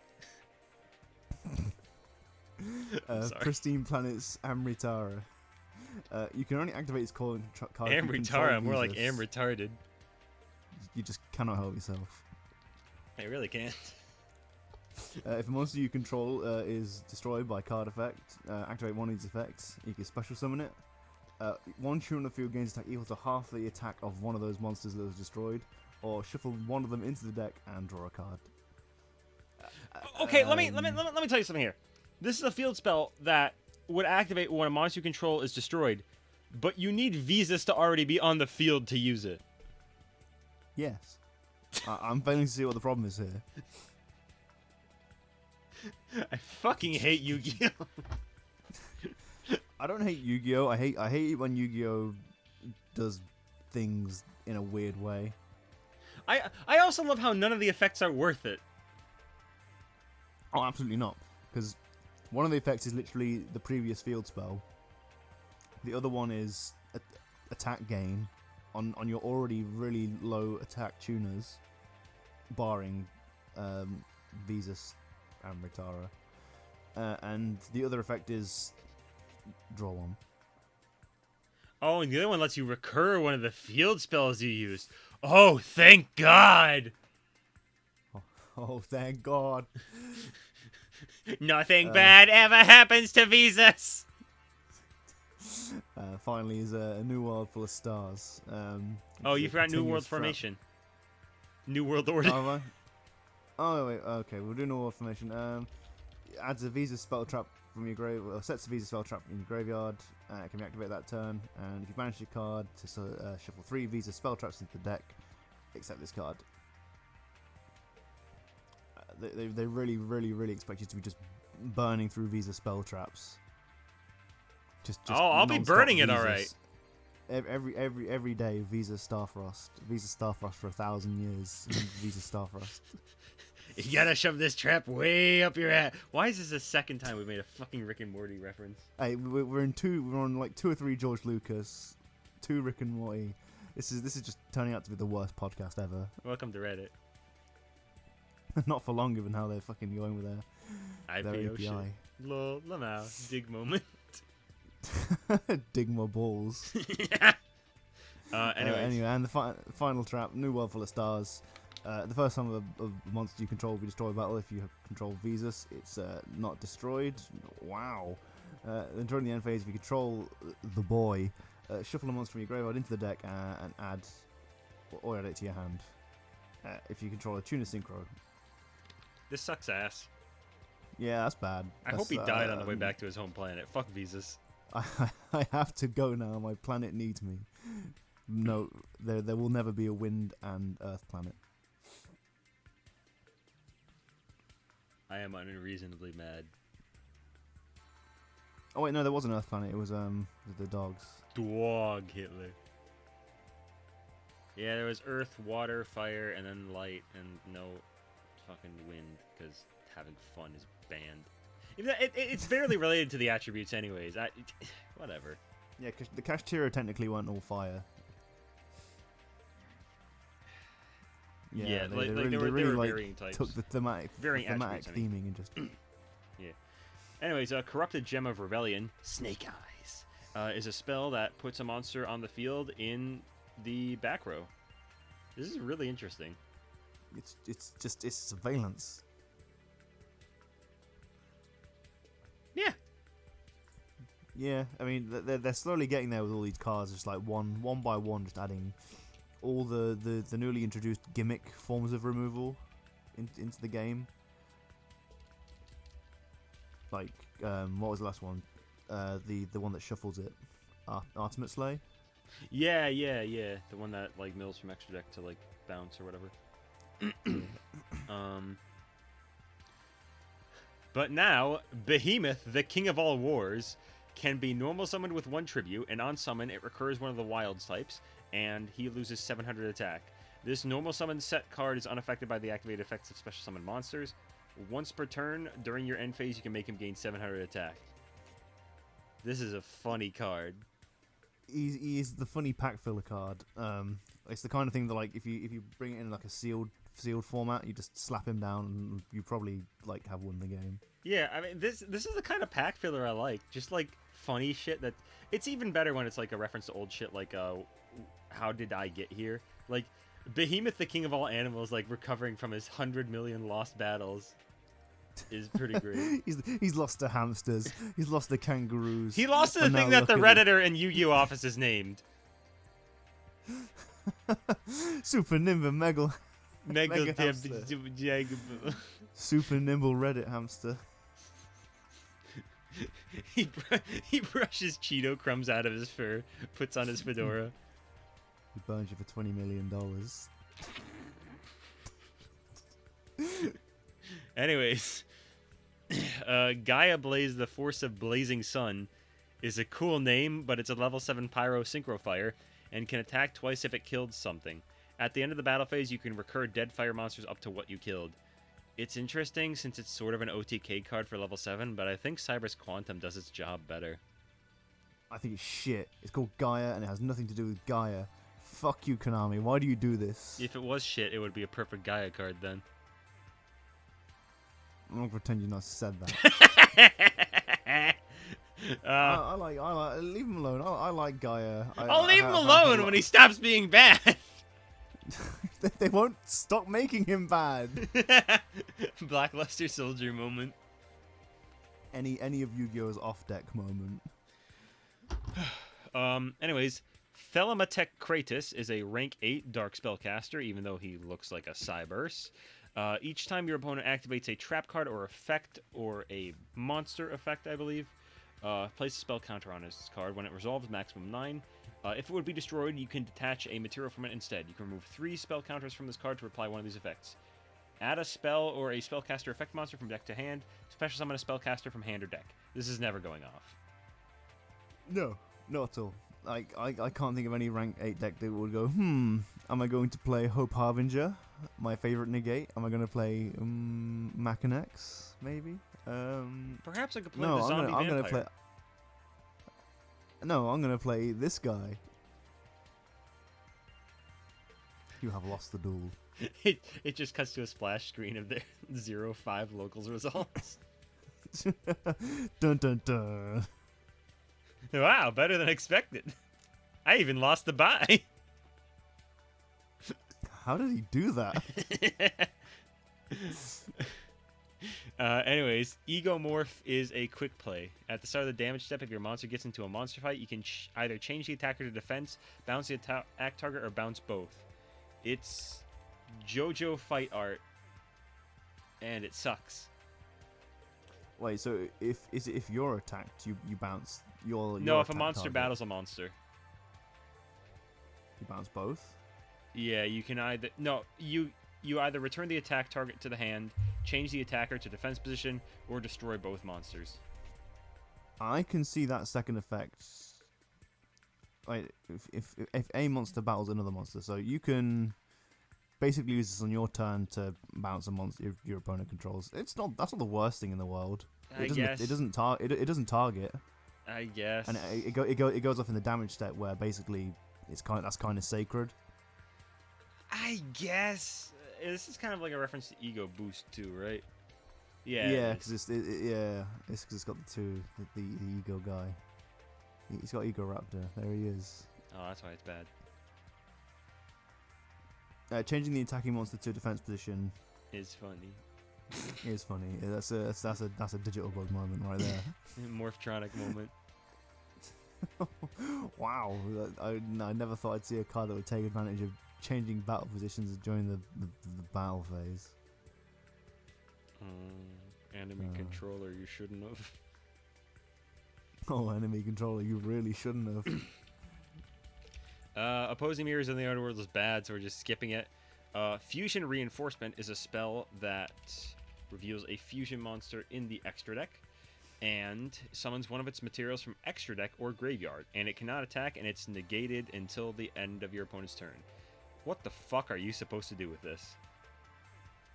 It's very clearly designed to summon a monster that is released in this set. If you summon Flame Swordsman with this, I'm kicking your ass, by the way. I know he's on the art, but I will kill you. I'm not talking about Flame Swordsman, I'm talking about Chimera. Oh yeah, we'll get to that, because that shit's actually interesting. But yeah, you can use it to summon Blue Eyes Ultimate Dragon to tribute with Shining Dragon, is it? No, wait, but who does Blue Eyes Ultimate fusion into? Dragon Master Knight. Oh shit, you're right. That's hilarious. I'm so glad I managed to get that like off the top of my head. What's wrong? You don't want to target me? Wait, why are you activating Dark Ruler no more? Wait, no, not like that. Yeah, summoning Blue Eyes Ultimate Dragon is pretty funny for no cost. Yeah. Even if it can't attack, and you can add Shining Dragon just by using Melody. Use Bingo Machine Go, idiot. Run 3 copies. I can't afford 3 copies of Bingo Machine. No one can. Kaiba could. Kaiba Cook. That's what KC stands for. I don't know what KCC stands for. Anyways, E Pearly Nor is a rank 2 Dark Fairy Xyz. Once per turn, you can discard a card, target a card your opponent controls, or up to 2 if it has Sleepy as material, and bounce it. Up to thrice per turn, purely activation, attach to it, and set a purely trap straight from deck. Seems nice. Yeah, this is. I feel like this is the card that Konami was like anticipating that would push purely over the edge. Sleepy fucking dog. The dog just sleeps. The other card is purely Shirley. Shirley. Surely you can't be serious. I am, and don't call me Shirley. Yeah, it's another normal trap. It targets a purely Xyz you control. Specials 1 purely from deck, and if you do special summon purely Xyz in the extra deck with the same rank as the target but with a different attribute, then you kind of purely quick play attach the target as material and attach it to a new monster. So it's an analog to the other purely Xyz card you use, Leap. I assume this one's slightly better because you can swap between your level 2s, and you can also like. I mean, they both seem good to kind of like switch into what you need for a given situation. Like this one's better because it gives you a plus. Yeah, and like I say, it's searchable, isn't it? It should be because it's early. You can reach it. Yeah, I think Nor gets it. Yeah. I will say though, the interesting thing about it is that you can see in the background there's like more pearlies, so I think the implication is that it's not evolving into all these. It's just like a bunch of pearlies out there. It's just there's more of them. Oh God. They're gonna turn into Zeus. So it's like that crab thing you were talking about, but all monsters like just transform into Zeus. It's the evolutionary endpoint of Yu-Gi-Oh. When all of us send to graveyard, no one will. Imagine a 10 chain of 5 Zeuses, like 10 different Zeuses all trying to send each other.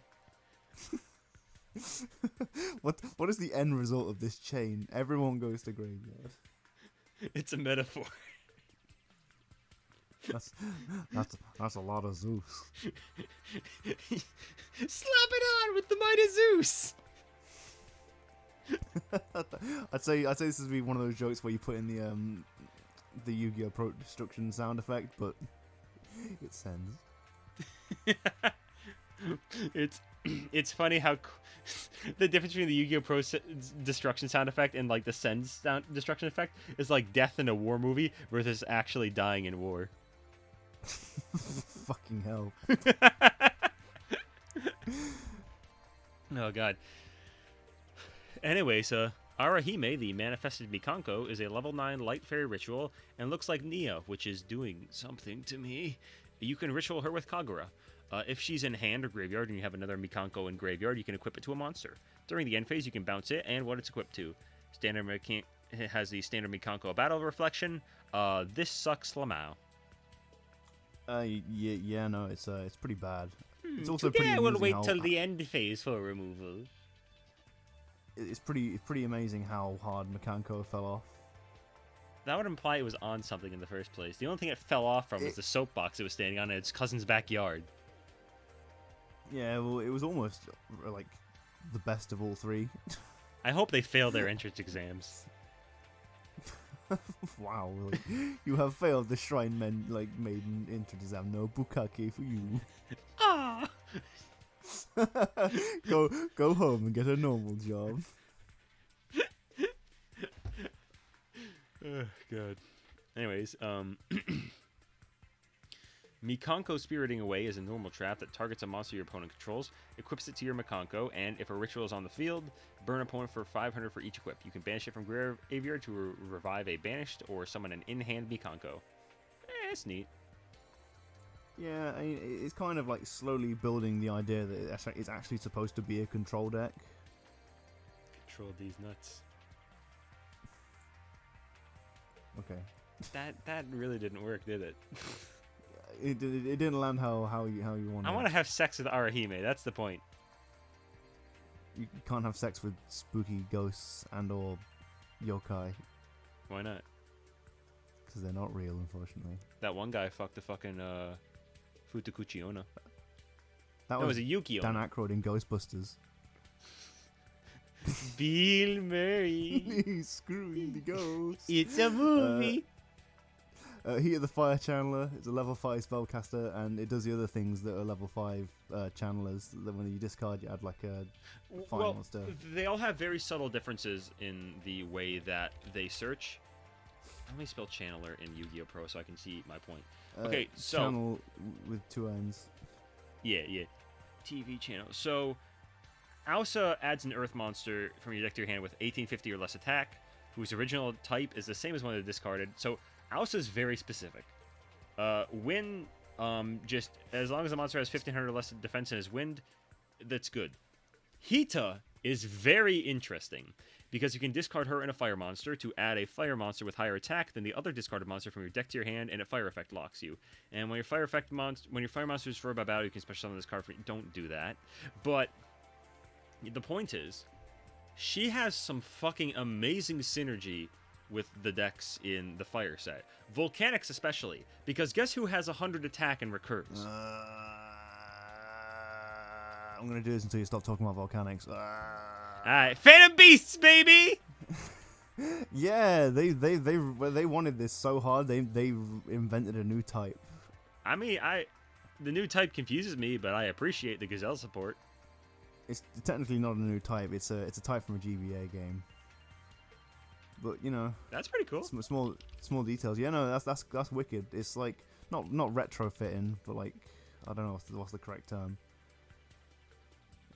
Lying. Either way, we've got it's Gazelle. It's the first set of a new series, so it has to be a Yugi deck, and that deck is you know, Chimera Gazelle. And for once, I feel like they actually handled it pretty alright. Yeah. So we've got a retrain of both Gazelle, the King of Mythical Beasts, and Baphomet with Gazelle, King of Mythical Claws, the level 4 Earth Beast. And when it's summoned, you add a level 5 Fiend monster or Chimera Fusion, a quick play fusion spell from your deck to hand. Notably, this is not a Phantom Beast. Oh no. If it sends to the graveyard as material for a fusion summon, you can search an Illusionist monster, which is the new type. Wildhorn, I'm sorry. Wildhorn Summer, forgive me. Why is Crosswing a beast warrior and not a winged beast? Don't ask questions you're not prepared to hear the answer to. You know, I don't want to hear the answers. Fuck Phantom Beasts. This is so bad. This card's pretty good. It gets you what you need. But yeah, the Illusionist thing is kind of a little bit crusty. But you can tell they wanted it just to work. I get the feeling that this may like do some weird shit in the future, which is pretty neat. Yeah, I'm interested to pick some of this up, to be honest with you. And adding a level 5 Fiend monster isn't as scary as it sounds, because I've checked all the level 5 Fiends. They all suck. Real You can bad. add Silva, Reggie! Use your normal summon in Dark Worlds. Baphomet the Great Wings is one of those level 5 Dark Fiend monsters, and when it's summoned, you add a level 4 Beast and or Chimera Fusion from deck to hand. You get Fusion locked, and if it's sent to graveyard as material for a Fusion summon, it revives a Illusionist monster in graveyard. And it's good, because it's basically the other half of the puzzle. Not as hard to summon as you think, but when you do summon it, it pluses a bit more than Gazelle, which is a nice trade-off. Yeah. We got Cornfield Coatl, How What do you the say that? fuck name is this? I Why don't is he know. in the It's got- corn? This is your first illusion monster. Corn snake. Cornhole. Cornholio is I level need 4. illusion for my bunghorn. Yeah. It's an illusionist type monster. You discard it, and it grabs a monster that it mentions Chimera Fusion. So the gimmick for illusionists, and so like we've had your spirits, which like can only be normal summoned and bounce back to the hand. You've had your Geminis, which need normal summoning twice. Well, thinking of types, you got- because Psychic started off with like life point payment, and then became Yeah. about banish, and now it's just whatever they want. Worms are just because when they wanted to jerk off dragons, but they had too much. Cybers was and always has been a bootleg machine type that just spams a lot. Illusionist's gimmick is not letting anyone die. Cannot be just neither monster is destroyed by battle. Which in its own right can be kind of annoying in a vacuum, because like you just set this guy and it can't be destroyed by battle. So there are some game states where that can just be incredibly annoying. But no, it's all about for the effects. There's also a final effect that if a card or effect targets an illusionist monster you control, or it just targets a target you control while you control Chimera the Flying Mythical Beast, that being the original fusion monster. You can banish this card from the field or graveyard, negate the effect, and if you do, destroy that card. Targeting negates are kind of in a funny place where like they don't do anything until the time has come for them to do something, and your opponent goes, "Oh well, shit! I mean, I end my turn." yeah, I mean it's fine. Honestly, I guess it's a good card because it just discards to grab shit. Yeah, it sets itself up, and that's all you can really ask for. On the other side of things, we've got Mirror Swordsman, which is just This man has a sword and he's not allowed to kill anything. the visual, like, what do you call it, like, dissonance between all of these cards is staggering. If this card destroys a monster by battle, if this card battles a monster, neither can be destroyed by battle. That's the illusionist thing. I'm not going to talk about that anymore. So once per turn, you contribute this card, special summon one monster that mentions Chimera Fusion from your deck, except Mirror Swordsman. And when your opponent activates a monster effect on the field while you control Chimera, the mythical flying beast, you can banish this card from the field or graveyard and negate the effect. So basically, like Cornhole, it sets itself up, and you can summon Baphomet from deck, which makes you plus. Yeah, no, it's a good fucking card. Like, it's just a lone fire that gives you a negate. That's cool. Yeah, it's what and I'll probably make a lot of parallels to Gaia. It's what Catapult Turtle 2 should have been. Yeah, because I don't think Catapult Turtle did anything else interesting, right? Yeah, no, it just straight up summoned Gaias and dragons from deck. Yeah. Yeah, though, fucking, now, 2 fusions. yes, starting off, we'll start with the smaller one, Chimera, the Phantom Beast King. Level 6 Wind Fusion and needs a Beast and a Fiend, and, it becomes Chimera while on field or graveyard, and is still treated as a Phantom Beast also. Oh, thank God. If it's fusion summoned during the end phase, you can hand rip. During the opponent's turn, you can banish it from graveyard to revive a beast, fiend, or illusionist. It's interesting, although it seems to be a ladder for the new lad mostly. Yeah, pretty much. It exists just to be Chimera, the flying mythical beast. But the hand rip is nice if you get off turn 1, because this deck doesn't really have a turn 1 game plan. Yeah, no, it's. I mean, to be fair, you can at least get a negate up with Mirror Swordsman in the graveyard. Yeah.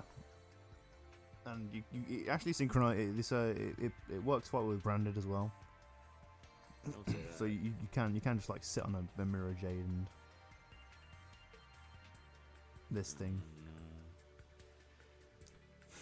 But yeah, their last new monster is Chimera the Illusion Magical Beast. Level 8 Dark Illusionist Fusion. It needs Chimera the Flying Mythical Beast plus 1 or more Illusionist monsters. It becomes Chimera the Flying Mythical Beast and a Phantom Beast card on field or in graveyard. It can make attacks on thank God! It can make attack on monsters up to the number of fusion materials used for its summon. Monsters cannot be destroyed by battle with it. If it battles an opponent's monster at the end of the damage step, change that monster's attack to 0, also negate its effect. So the purpose here, if I'm not wrong, seems to be to weaken one monster, and since it can't be destroyed, ram into it multiple times with its fat 31k body. No, not 31, but 3.1k body. It's a neat idea. Yeah, pretty much. It's basically this is why I keep drawing like parallels to Gaia, because it's like instead of making a really big monster and attacking twice, you make a not so big monster that attacks multiple times but reduces your opponent's monster attack to 0. It's funny. Yeah, I'm a sucker for battle tricks, so this is an instant buy for me. You know, it's neat. I like the idea behind it. But their last card, we got a fusion card. Yeah, Chimera Fusion, which is a quick play that during the main phase lets you fusion summon using at least a beast or a fiend. During the main phase, if it's in the graveyard and Chimera is on the field or graveyard, you can either recur it or banish it to special summon a Gazelle and a Baphomet from deck and or graveyard, meaning the originals. So it's a good fusion spell. Honestly, this wave of support wasn't as bad as I thought. It is funny that the original Phantom Beasts are completely forgotten, though. Not completely forgotten. They're mentioned on the fusion monsters. Completely forgotten. Oh, thank God. Yeah, it's something. Yeah, no, I think it was a lot better handled than some other shit, you know? Yeah, I think they've definitely taken some lessons from Gaia and made probably an all-round slightly better deck. Yeah. Finally, I can add Gazelle from my deck to my hand with Baphomet. Finally, indeed. But yeah, next up in the next wave of big support is Tomgeists. Oh boy, everyone's favorite. Alright, so starting off is Altergeist Malwisp, a level 3 light spellcaster tuner that, if added to your hand, except by drawing, you can special summon it. On summon, it revives an Altergeist, but it cannot activate its effects this turn. It's decent. You can probably Mellow Seek into this, so that's not bad. Yeah, the tuner thing's weird because the synchro they're trying to push is just not very good. The ironic thing is that I think solely because of its level, it is now like a part of some combo lines in Altergeist. Okay, sure. Funny. Alright, so Altergeist Perrine Trader is a level 1 fire spellcaster, 500 attack, and can attack directly. When it inflicts battle damage to your opponent, you can draw 1 card. If it's sent from the field to the graveyard, you can mill an Altergeist from hand, deck, or face-up field to the graveyard. That's good, right? Yeah, no, I think it's a decent one. I think the other alternative is to attack with Maliseek directly to search. No, you send Mellowseek or Perrine Trader to the graveyard to activate their mill and search. Oh, no, Maliseek doesn't trigger off being sent from deck to graveyard. No, I mean from field to graveyard. They're both field to graveyard. Oh, are they? Yeah. Oh, okay. Yeah. And their last new monster is Altergeist Adminia, rank 4, needs 2 or more Altergeists, and on link summon you can set an Altergeist trap directly from deck. Once while face up on the field during the main phase, you can send a card you control to the graveyard, target an effect monster your opponent controls, and take control of that target. And if you do, it is treated as an Altergeist. This is a good boss. Yeah, it concerns me. Like, I think the one thing they were lacking was like a proper large monster, as well as large, big, huge. big muck strong. Yeah, 3,000 attacks a lot for an Altergeist, and being able to set a trap, even though the Altergeist traps themselves aren't all super fantastic. The only one you really trying to like dig for is personal spoofing, but that's not actually an Altergeist trap. Protocol's good though. Yeah, that's true. I've heard that they're running a Haunted Rock now too. I can believe it, because the problem with Haunted Rock was like something to do with actually setting it, wasn't it? Because it sets from this by the effect of an Altergeist card, and it can activate the same turn. Yeah. I still don't know what the fuck is going on in that artwork, by the way. It's a bunch of weird things going around a rock and getting wizard hats. Yeah, that's what makes it haunted. I'm not gonna dispute that. You don't go to the haunted rock to get your wizard hat. I put on my robe and my wizard hat. It's a hood classic. Their last card is Altergeist Revitalization, which is a normal trap that's one or the other effect. It revives an Altergeist or can be banished to give you an additional normal summon. I mean, it's interesting. I guess you can mill it off Perrine Trader, use the normal on Melu, send Melu for Link Karibo, add Malwisp, summon Malwisp, have 3 bodies on board so you can't make the Link 4. Wow. Isn't Prime Banshee still pretty good, though? I know. I don't know. I know this sounds bad, but they kind of actually could have done with the Link 1. Yeah, no, they really just, it's okay support. You say that, but then Doug Zeef's gonna win Worlds. Oh no, not again. Again? He's done it before. Oh no. Anyways, next card is Magicians of Bonds and Unity. It's bad. It's a 25th anniversary card. Moving on. Curiously enough, Dark Corridor was an anime card that was introduced into the set, and it's a spell. It adds a Dark World monster from deck to hand, then discards one. This is phenomenal. Yeah, like wow, just give them the card that does everything. Today I will hand wipe. That was almost a sentence. Yeah. Nightmare Magician is another illusionist monster and is bad. Huh. They're really leaning into that kind of that vibe. This deck's theming is that it's bad on purpose.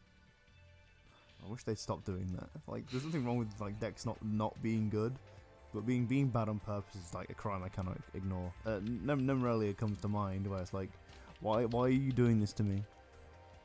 Are you trying to hurt my feelings? Yes. No. Okay. Anyways, Duelist Genesis is a spell that searches a synchro back row if you have a tuner on field or graveyard. It's not too bad in theory, but the problem is that there's only like 3 good things to search that can't be searched by other cards. Yeah, it's that Generation Force kind of thing where, sure, you have Generation Force and you can search cards that say Xyz in them, but what's worth searching that has Xyz in the name? Ixis Remora. Shut up, dude. No, fuck you. Sharks are cool. Oh yeah, sure. Yeah. Yeah, I guess you can get Synchro Overtake, but the problem is that really just summons a tuner, so you have 2 tuners on field. If you get Impermed, then I guess you could fucking get Synchro Chase, but it's a little too specific to really work well. Synchro Dilemma, maybe. There's just not enough cards. Like, it puts cards with the name Synchro in the name just on a timer. I mean, you say that, but like the only one that like can really cause problems is Desynchro, I guess. I don't know. Next up, there is. Oh shit! Is that fucking Rescue Ace? Rescue Ace. Konami's decided like it's time to make them good now. I wonder who bought Turbulence early. Curious. Rescue Ace Preventer is a level 8 fire machine and can banish a Rescue Ace card from graveyard to summon itself. If you control another Rescue Ace, you can Book of Moon an opponent's monster as a quick effect. If sent to the graveyard, you can special a banished Rescue Ace except level 8. This is fantastic. Yeah, it's pretty good. Like, once again, I'm not too clued in on how Rescue Ace works, but it seems like it kind of answers a lot of their questions. Yeah, like what am I gonna eat for dinner? And the answer is fire. Calories 0. Because it It's burns them okay. all. Emergency is a quick play ace spell, and especially summons a Rescue Ace from deck and defense position, then tributes a Rescue Ace from hand or field. During the main phase, you can banish it from graveyard to set a dead Rescue Ace trap. This is fantastic. So, what is it with this set and having amazing support? I mean, Visas existed, but this shit's great. I think it's nice to see like especially deck build packs decks that start off a bit shaky get actually what they need, or just things that make them tick a bit better. Yeah.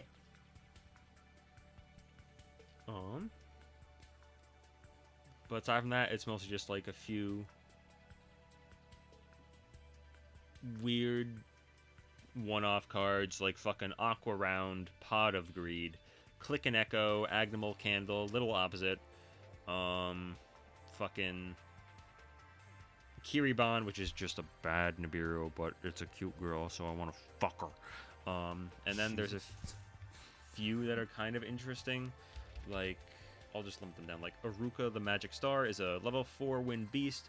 When a monster you control leaves the field because of an opponent's card effect, you can banish this card from your hand or graveyard. Special summon that monster if it is currently banished face up or in the graveyard. Otherwise, special summon this banished card. So it's kind of interesting, like a Red Eyes Retro Dragon. Yeah, it's like a not a particularly good card, but like sometimes you could catch your opponent off guard by if they like pick off one of your monsters and you can just bring it back. Yeah. Let's see. What was Eternal Icegrave? Eternal Icegrave. During the main phase, if a monster you control leaves the field by an opponent's monster effect, except for being destroyed, activate one of these effects. End the main phase, skip the main phase one of your opponent's next turn. I mean,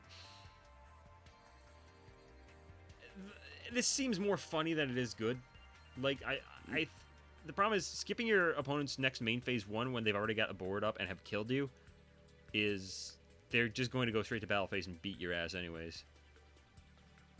Yeah, pretty much. Like, and ending your own main phase is kind of. I mean, I guess you can activate this on their turn, but I don't know.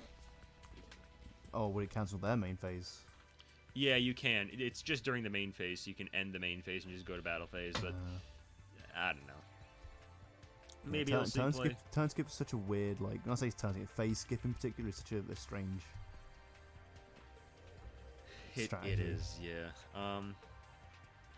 Anyways, the last card is Singing Cuckoo, which is not really good. It has 3 effects that can maybe let you draw a card by either discarding a card to draw 1, destroying it to draw 1, or during the end phase of this turn, draw 1.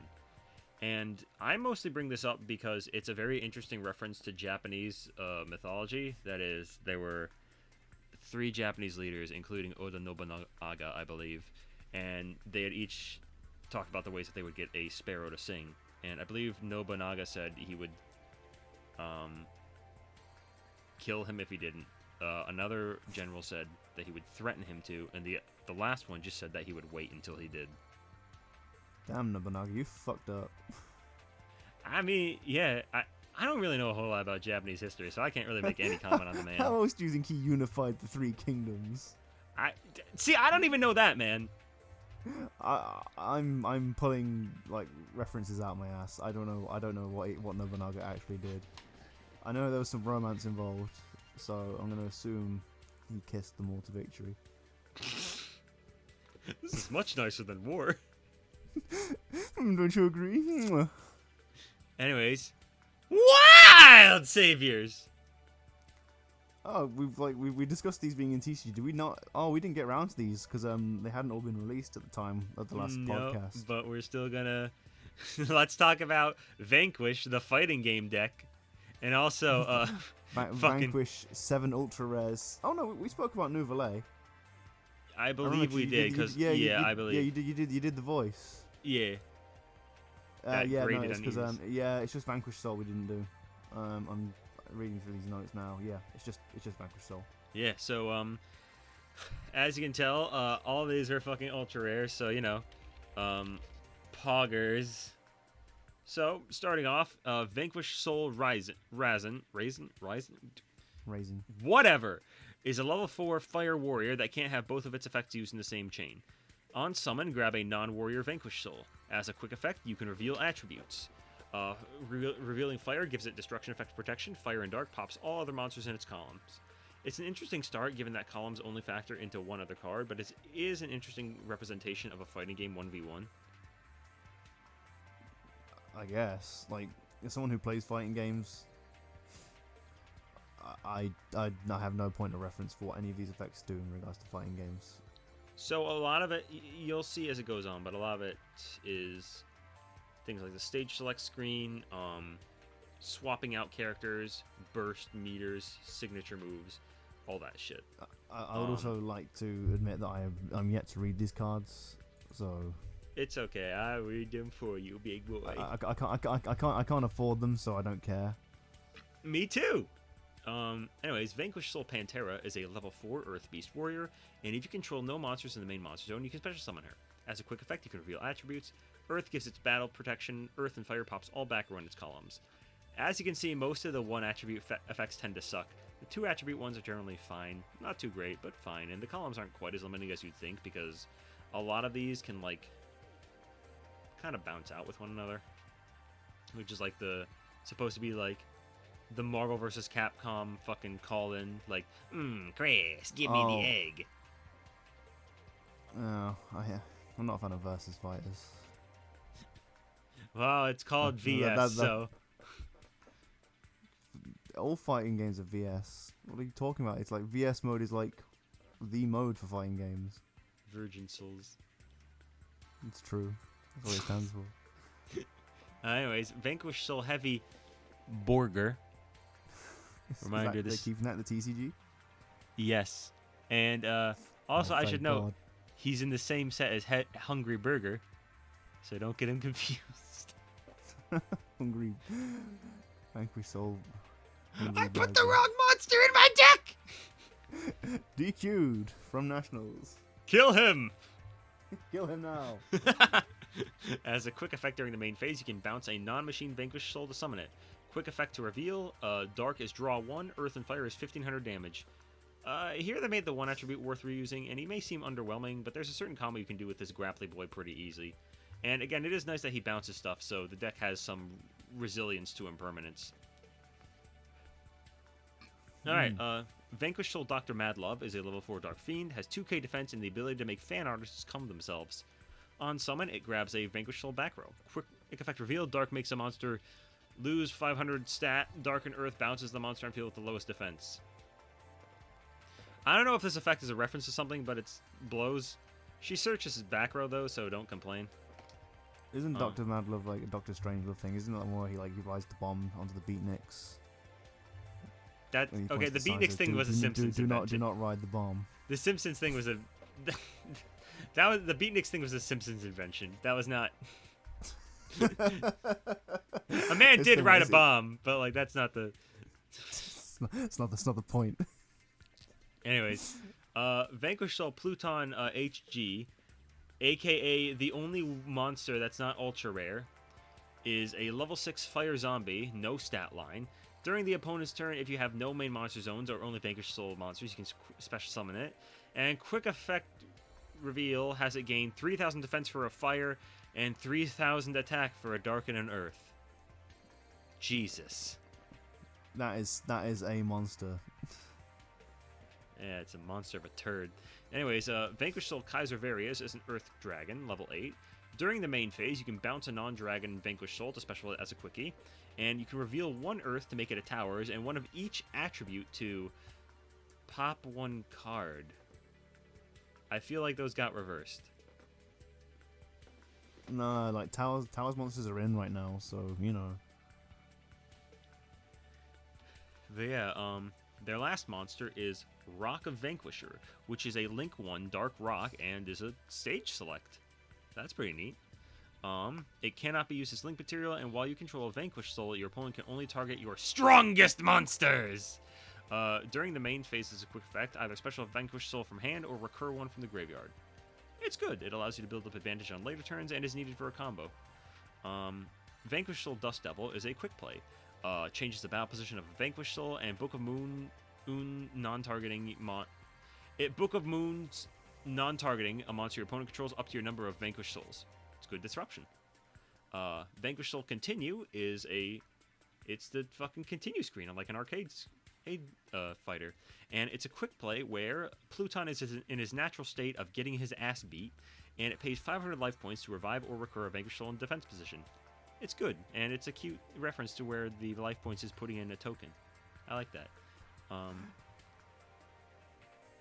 Let's see. Vanquish Soul Trinity Burst is a normal trap and targets a Vanquish Soul you control. Specials up to 2 Vanquish Souls from hand with different names and different attributes from the monster, but their effects are negated, and they are all bounced during the end phase. Then you can bounce all opponents' cards in that target's and the summon monster's columns to the hand. This is a lot of bouncing. You summon Razin. How many times have we referenced Beavis and Butthead? We'll make that joke until it starts being funny to us. Oh, yeah. Anyways, you summon Razin, grab Madlove, make the link, summon Madlove, grab this, bounce with Borger. Next turn, recur Razin with link, then activate trap target Borger. It's a decent 2-card combo, I think. It's part of the problem is that. So this is the team combination attack thing I was talking about earlier, and being able. Yeah. So it's actually like a 3-on-3 like type game, not a normal 1v1 fighter. Yeah, that's what I was talking about, like Marvel vs. Capcom. But yeah, it is interesting, and it's decent disruption because it bounces a bunch of shit that your opponent controls. The effects negated isn't the greatest, but you're bouncing a lot anyways, so don't worry about it. So that's all of Vanquish Soul for now. No, there's 2 more. Two more? Yeah, Vanquish Soul Calamity Caesar. When an opponent's spell, trap card, or monster effect is activated that targets a card you control, you control a Vanquish Soul monster, negate that activation. If you do destroy that card, then you can inflict damage to your opponent equal to the attack of 1 Vanquish Soul monster you control. This is like a counter, but it's bad because most of the good Vanquish Souls let you dodge targeting already. Yeah, I've noticed a lot of these deck build packs tend to have a really bad counter trap. Like Drytron had one as well. The Drytron one's not even bad. It's just like you just generally have better things to search. Pretty much. The Adamantipator one makes me sad though because it's just kind of redundant because Synchro can make monster negates easy anyways. Anyways, their last card is Stake Your Soul, which is like the fucking versus cut-in whenever you start the battle. And it reveals a monster in your hand. Special summons a Vanquish Soul monster with the same attribute, but a different name from your deck, but return it to the hand during the end phase. Yeah, it's good. Yeah. You ain't from Michigan if you never done this! Round 1. Fight. There's one more random card. Not random, but it's the last Nouvelle card, and it's Voce la Carte, Today's Menu, which is a normal spell that reveals 2 different Nouvelle monsters from deck. Opponent picks one for you to add, then based on the type, you can grab Fish recipe if it was a Beast Warrior, or a Meat recipe if it was a Warrior. 3 more copies at pre-prep. Oh, don't mind if I do. I do think it's cute how this is doing the same sous ship thing where it's like, oh, here's the menu. Pick one. It'll be okay. Yeah. This is just a nice locals match. You know, this is cool and all. 7 ultra rares. It's fucking ridiculous. I know it had a little bit of tourney rep in Japan, but holy shit, dude. Yeah, it popped off for what, 1 or 2 events in Japan. DDD moment. And then and then people realized, oh well, this isn't actually that good. I don't want this anymore. But yeah, 7 ultra rares. In general, Wild Survivors is a set that exists. Honestly, it's fine. I think for the most part, I think Vanquish Soul is fucking ridiculous, but I think all 3 of the decks have their own thing going for them. Like, the Dinosaur deck is just Dino support, but honestly, it was gonna become that if it was good anyway, so just give it to them.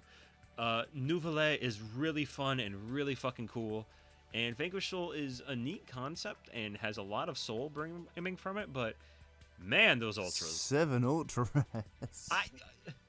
Imagine. I will never. Okay, thanks, Grimsby.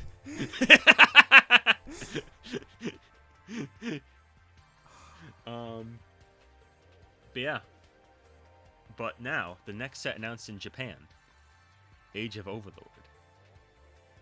Some Duel Links ass sounding name right there. Pendulums! Let's go! Holy shit, this is Zark support. Okay, Supreme King It's gay! Anyways, oh my god. I'm ready for this. Supreme King Gate Magician is a level 7 spellcaster penned, scale 1. Penned effect protects your Zark from being banished by the opponent. During the main phase, you can pop it to place a Supreme King Gate pendulum from hand or deck in the pendulum zone. The monster effect allows it to be special from hand if you have a Supreme King Gate other than it in the pen zone by sending one of the 4 Dimension Dragons to the graveyard from hand or extra deck. On special summon, it grabs a card that mentions Zark except the spellcaster. The spellcaster restriction seems dumb at first, but this dude can actually grab some great stuff. His pendulum effect is great, his summon effect is great, him being a magician is great, and he also has 2,500 attack, which is important for another card. Next monster. Yeah, this card, even this. Oh, sorry. Oh yeah, no, you say it first. This card even by itself is just a huge win for pendulums. It's really fucking good. And it's not really a soup congruent either, which is kind of surprising. Yeah, I think they really do want you to play the Zark stuff at the very least in some way, shape, or form. Well, I'll get to that. Supreme King Dragon Lightworm is a level 4 Dragon Light Pen Tuner. Penned effect allows you to, when a monster special summon and you have Zark and another pen, you can special it, then make another pen you control get this card's level or an attribute, or this one gets its level and attribute. The monster effect allows you to recur a Supreme King Dragon / Gate from extra deck, then you can synchro or Ixie summon a Supreme King Dragon monster. If a face-up pen monster you control if a face-up pen monster is destroyed while it's face-up in your extra deck, you can add it to your hand. It's not great, but it being a level 4 tuner that's highly searchable as well as a minor recur is actually pretty alright. It's also nice seeing like the dichotomy between like Dark Worm, Light Worm, and the sort of the lightification. I don't know what the word would be. It's the good Purification. Timeline, but for Zark.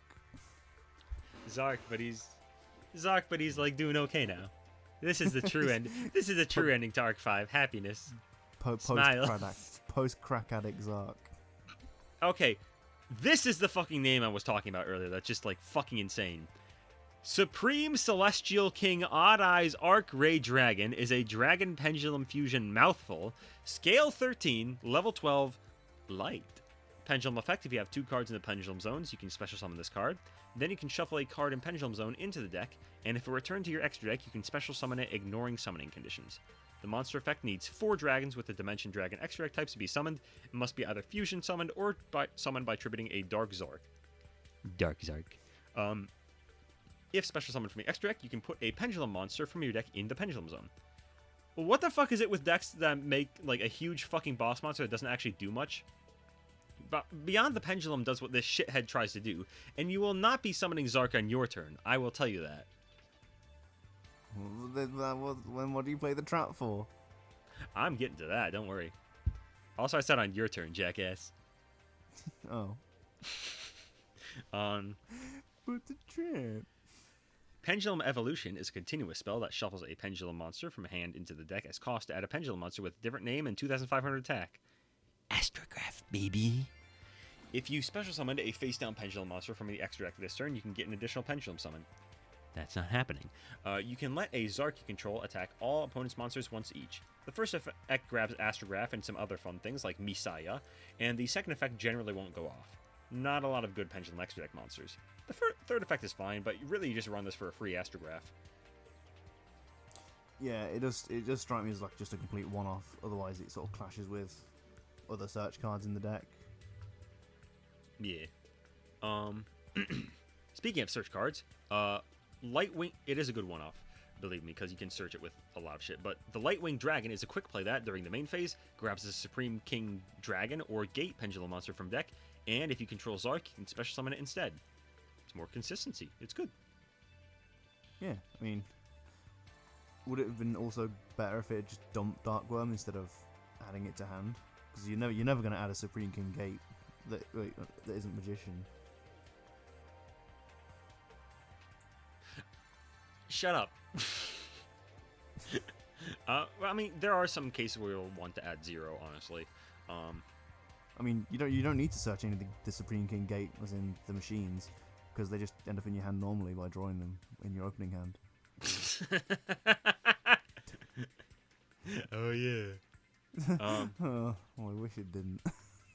Anyways, their first trap is Miracle of the Supreme King, which is a normal trap that can be used if you control Zark.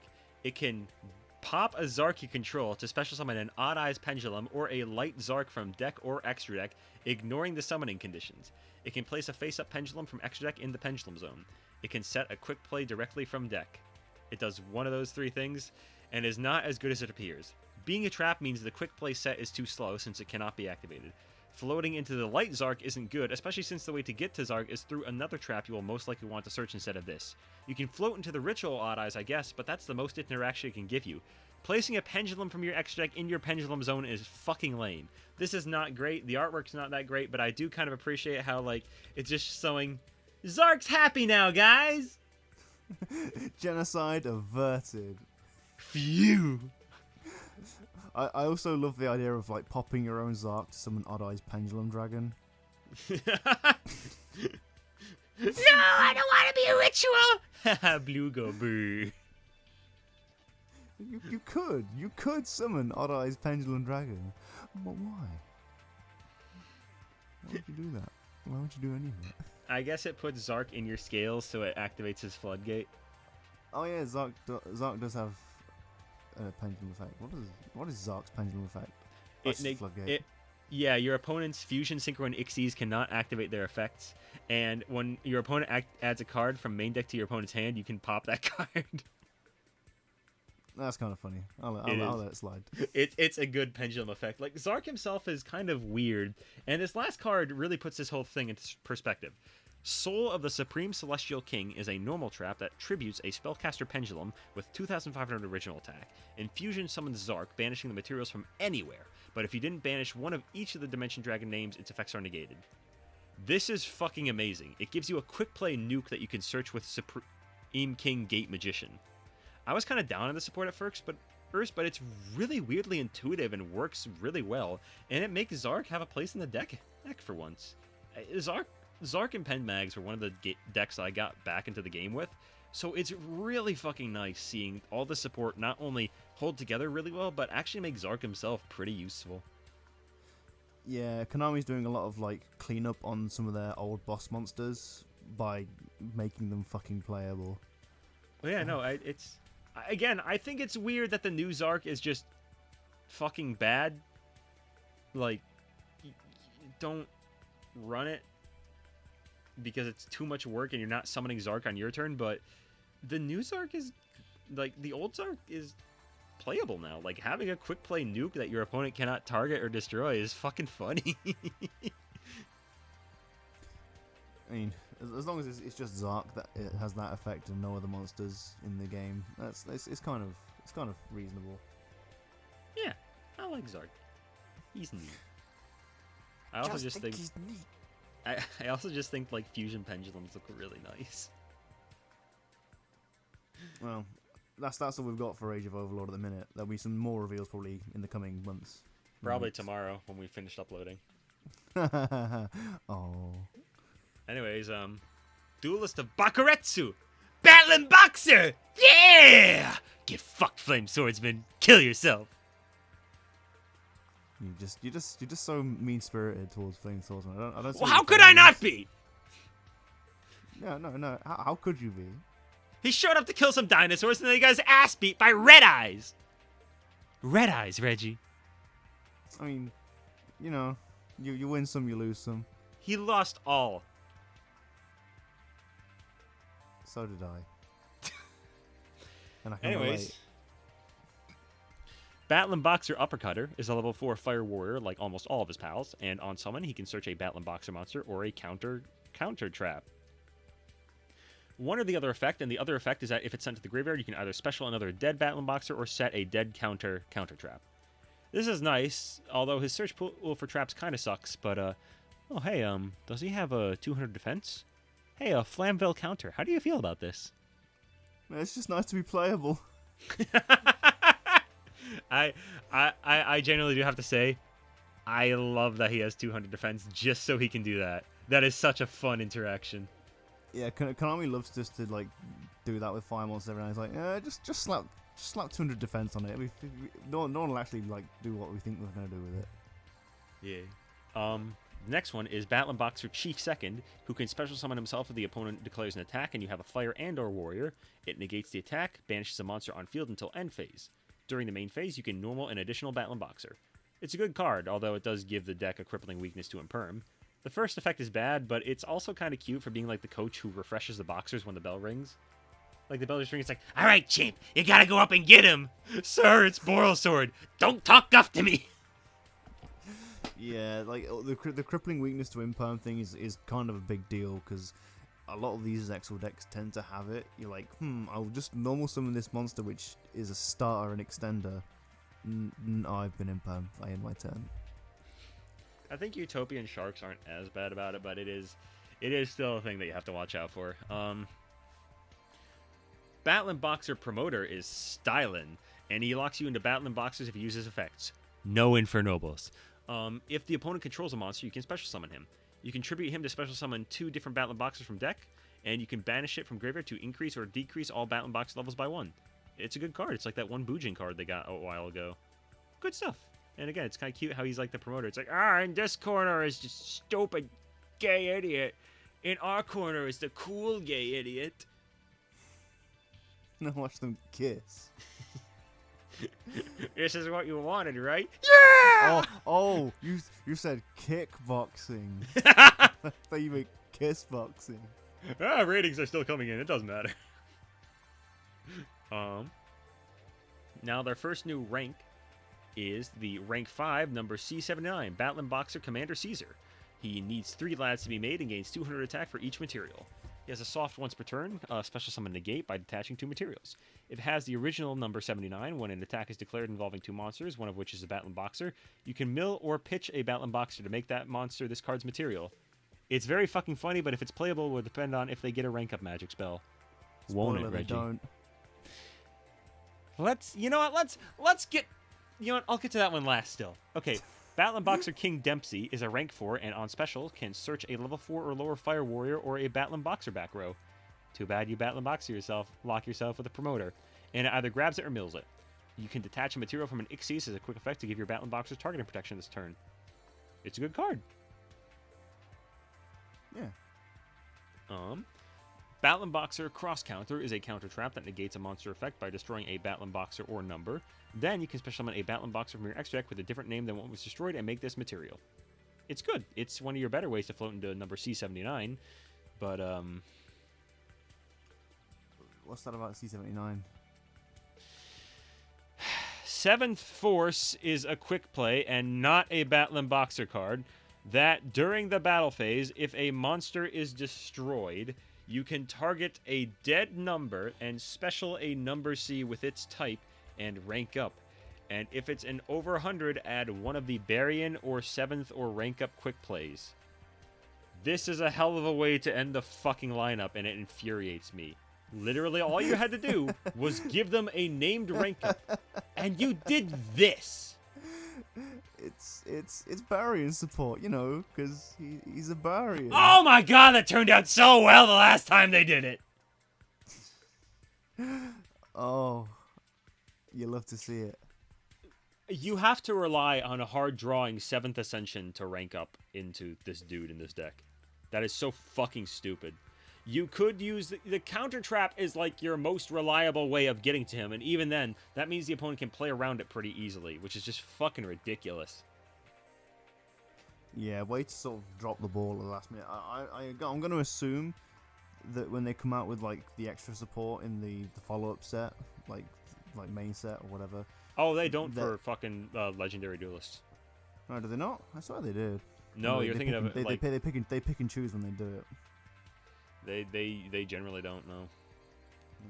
Well, but it's fair because like okay, promoter combos into second and uppercutter. Second can normal summon something else from your hand. Uppercutter will grab Flamville counter. You overlay those two into Dempsey. Dempsey then grabs the new counter trap and then use that other guy you normal summon to do some other shit. And you can reasonably have like 2 ranks on the field, along with Flamville counter, Battling Boxer cross counter, and you could have had number C79 on the field as well, which is a good suite of negates. But no, you're not allowed to have fun. Fuck you. There is no fun. Only Barian. Anyways, now speaking of things that make people mad, volcanics. Yeah, if you need me, I'll be. I'm gonna take these next 5 minutes to go sleep. Okay, Pain, please stop now. I beg you. All right. Volcanic Emperor is a level 8 Fire Pyro Nomi. Needs to banish either 3 Pyros or 1 Blaze Accelerator card from field or graveyard. Once summoned this way, you can burn the opponent 500 for each banished Pyro. Then you can set a Volcanic Trap from deck. Each time the opponent special summons a monster, you can burn them for 500. It's interesting. It sets you up and burns your opponent more while setting up for more Boiling Burns. It's neat. Now, Volcanic Trooper is a level 3, and on summon, grabs a Volcanic card. You can discard a card to special a bomb token to the opponent's field, and when destroyed, the controller takes 500. The second effect plays into the nuke stuff, and the first effect is a really good part. There is some other stuff you can do with that bomb token as well, believe me. Volcanic Rimfire, is a level 1. One sent to the graveyard, you can either banish it from graveyard to mill Volcanic, accept it, or banish a Blaze Accelerator card from field or graveyard and swap it for another Blaze Accelerator. It's nice. It sets up reload by itself. It can swap out for the pop lads. It's good shit. Additionally, this combos very well with Hita. You can pitch it and Hita in order to search anything else that you need, basically, because it's got like 100 attack, 300 attack, basically. So you can get a lot of other shit you need. And then Hita, and then he can mill something or fucking set up a different Blaze Accelerator. You know, it's fucking whatever. It's great. I like it. Volcanic Blaze Cannon is a continuous spell, and you can only control one. You can activate it by sending a Blaze Accelerator from your hand, deck, or field. Oh, I think it's Volcanic Blaze Accelerator. Oops. By sending a Blaze Accelerator from hand, deck, or field to graveyard. You can special a Volcanic from your hand. You can also pop an opponent's monster by milling a level 1 Pyro. Good shit. It combos very nicely with Volcanic Trooper's effect to put a bomb in your opponent's field. So then you can mill shit like Rimfire or fucking Shell, just whatever you need. Fire Ejection is not a Volcanic card technically, but it still works with them. And it shows Burstinatrix getting fucking bodied and is a normal spell. It mills a Pyro from deck, and if it was a Volcanic, you can either burn the opponent for 100 times its level, or you can special a bomb token to the opponent's field, which deals 500 damage when destroyed. It's good shit. A generic Pyro mill is both expected and appreciated. And it sends Blazing Mars, which is funny. Volcanic Inferno is a continuous trap that, when the opponent activates a monster effect on the field, you can banish a Pyro from graveyard, burn for 500, and if it was a Volcanic banished, hold on a minute.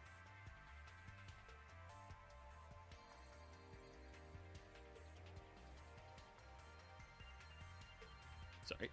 Let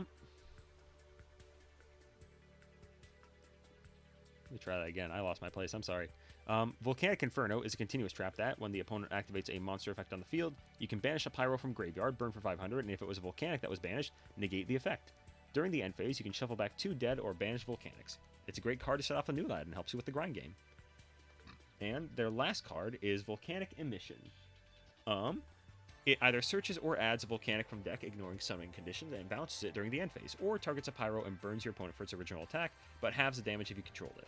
This is good to get out Emperor and force the opponent into an awkward situation during the battle phase with Doomfire. It's too bad that Emperor doesn't set on Summon Bot on his effect activation, but this is still good. Reggie, are you still in the Nightmare Dimension?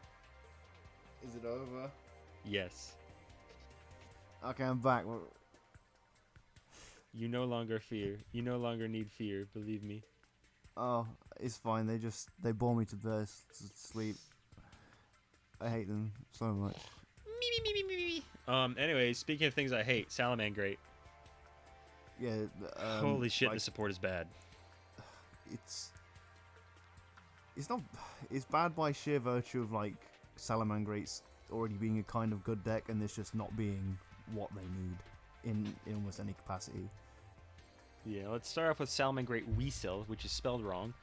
It's a level 3 Fire Cyber's tuner, and if you have 2 or more dead Salamans, you can special this from hand. If you summon it via the funny methods, a Salamangreat while this is in your graveyard, you can target another Salamangreat in graveyard, place this card on the bottom of the deck, then give the target to your opponent and draw 1? Is this for Gozenlock? Refusion of Fire? What is this for? It's don't ask questions. Just summon the funny weasel. Popco's the weasel. I am Weasel. I am the weasel. Anyways, Salamangreat Tiger is a level 5 tuner, and you can discard another Salamangreat card to special summon it. You can make it a non-tuner for a fire synchro. You can modulate the level by 1 each turn. I mean, it's kind of neat, but I've heard that they don't really need this. Yeah, I've noticed when a lot of decks get a card like this, it doesn't tend to be a great help at any point. I mean, Galaxy Soldier is great, but I don't know. This one's a little bit Yeah, weird. but Galaxy Soldier replenishes your hand by adding another Galaxy Soldier. Yeah, or I mean, something. I guess Salamangreats want to be in the graveyard anyways, usually, but I don't know. To summon Beat Bison, baby, let's go! Bison. Anyways, Salamangreat Raging Phoenix is a Link 4, and if a Link summoned using itself, searches a Salamangreat card. Alright. Yes. If a fire you control is destroyed while this is dead, you can target one of what was destroyed, revive this, and it gains that attack. It's interesting. It's a bit of an investment, meaning that making this means you can't reincarnate into Sunlight Wolf since Sanctuaries once per turn, meaning that the Gazelle dump cannot be a back row. It's decent, but it's still weird. Like, they keep doing... I've mentioned this before, but they keep doing this for, like, huge boss monsters now. It's like, what's your effect? I search a card. At least the Altergeist one like sets one straight from deck. Yeah, like this is just like an alternate line instead of Sunlight Wolf that's slightly harder to run over. I mean, it can't be any worse than the other extra deck monsters they got. Oh. Salamangreat Burst Griffin is a level 8 synchro. And you can target a level 7 or lower dead fire monster. It fire locks you, then revives it, and reduces this card's level by that level. If Synchro Reincarnation summoned during the next standby, you can special a monster from the graveyard. This is bad. It's impressively bad. Like, what is it with them just not being able to make good Salamangreat non-link monsters? We made him bad on purpose, as a joke. Because like, look at this seriously. Of all the like non like effect monster types, like I don't know, what do we call them now? Pringles. Yeah. Violet Chimera had like a short stint of being okay as an OTK thing until better monsters existed. Emerald Code. Eagle was always bad. This Burst Griffin's dookie. Blaze Dragon sucks. Hot Horse Mirage, is the only good one. yeah, the Hot Horse is, yeah, but he was in the structure deck, so that doesn't count. All the structure deck cards were good. Every non-structure deck Salamangreat fucking sucks. It really is ridiculous. Like, Soul Fusion is an interesting set because of how much good shit it had, and then it had Salamangreats, one of the worst decks I had ever seen at the time. Like, it's so fucking bizarre that they just chose to fuck this up. Reminder, we're not even halfway through these. Yeah, even like cards like Salamander Almirage, it was a Battles of Legend card, technically a non-structure deck Salamangreat, but it also has nothing to do with Salamangreats. And yet, it's still good somehow. It's because it has nothing to do with Salamangreats. Oh, yeah. Salamangreat Charge is a quick play and either targets 3 dead or banished fires, shuffles 2 into the deck and specials the 3rd, effects negated and cannot attack, or it pops a card if you have a fire reincarnated monster with a different original attack. What?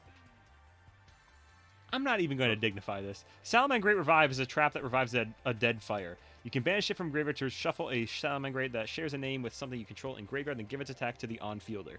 This is also bad. It achieves nothing, and most Salamangreat monsters aren't reactive, so summoning during my opponent's turn does nothing. They do make some questionable decisions when they make these cards. Is that all the Salamangreat stuff? That didn't feel like a lot of cards. There's one more. Salamangreat of Fire is their last card, and it's a level 2. On summon, it can grab a level 4 or lower Salamangreat, then Fire Lock.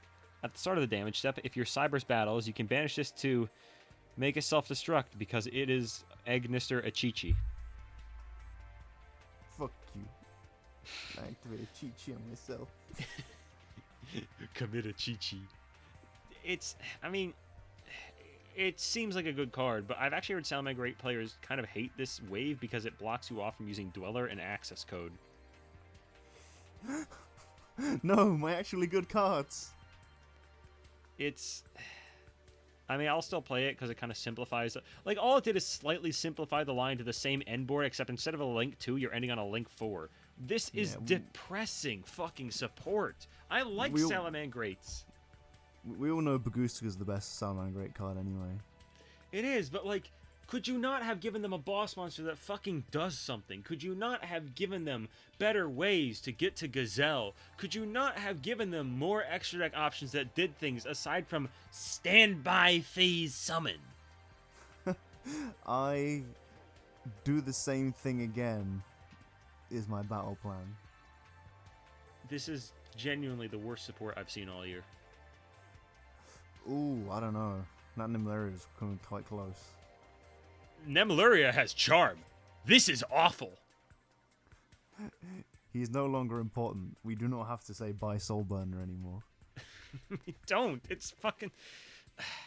I'll be real. My final thoughts on this set are more negative than I thought they would be. The Salamangreat stuff was surprisingly embarrassing, despite a pretty clear fucking line for what you needed for the deck. Battling Boxers almost had a good way to make an end board, but not getting an archetypal rank-up magic hurt them insanely badly. Volcanics got off nice and tidy, but most of their stuff needs more setup than it should, making breaking a bit common. They really fucked up a lot of this shit, and all three of them needed support.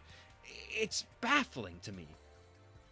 Yeah, this is supposed to be the year where fire decks get a whole lot of love, and for this being their flagship set, it's kind of like a bit of a weird place to misfire. No pun intended. This isn't love. This is an abusive relationship. Jesus. Fire duelists, stay abused, I guess. They did my boy Axel dirty. Fucking moving on from this. I think one of the last major sets is Animation Chronicle, and speaking of disappointments, Colorless Chaos King of Dark World. Level 12 Dark Fiend fusion, and needs the original Rainbow plus 2 or more fiends. 1 fusion summon, destroy all cards the opponent controls. Its original stats equal its materials times 1000. As a quick effect, you can discard to give a card you control targeting protection. You know, you spent all your life begging for Colorless. Here's your fucking Colorless. Now shut the fuck up. They keep doing this! Accept it. Accept it. You've been asking for this for years. Now you've got it. It sucks. I hope you're happy. I'm not. Good. Like, it's weird. This is the year of, like, so many never-evers. Hungry Burger support, Gate Guardian support, Volcanic support, Colorless. But fucking... I don't know. I can't believe Gate Guardian is the one that came out best. Hungry Burger is actually pretty fun, too. Don't forget about that. But yeah, like... I'm fairly nonplussed by the burger. Oh, I like it. It's fun. I like how you contribute the opponent's field and make him eat your... What if your opponent was burger? Yes, I can use my random McNally field spell where people wear hats on their feet and Hungry Burger eats people. It's always the deep cut Simpsons references that are the most enjoyable to make. Anyways, it is the best show in the world. There's 2 dinosaurs, Kaitotera, which is a Kaitotera, which is a level 4 wind dino, and if the opponent controls 2 or more non-winds, those monsters cannot attack this. During your main phase, you can search Poly. If it's banished, you can special it, then you can recur a Poly. It's a neat card, but it gets better. Horned Saurus is a level 6 Dark Dino fusion and needs Kaitotera, plus a dino or dragon. On fusion summon, place a field spell from deck or graveyard in the field zone. Can attack directly, then turn it as normal summon. During the main phase, gain an extra dino or dragon normal. These are both really interesting and seem good. Kaitotera actually kind of like... Okay, so these are the ones I was thinking about earlier. Yes, these are the ones you were thinking of. These are not Rex Raptor cards. Who played these? Rex. They are Rex Raptor cards then.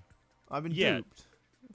No, I'm sorry. I like earlier I was talking about like the ones that are meant to be support and not like actual anime imports. Okay. Yeah, well, I guess.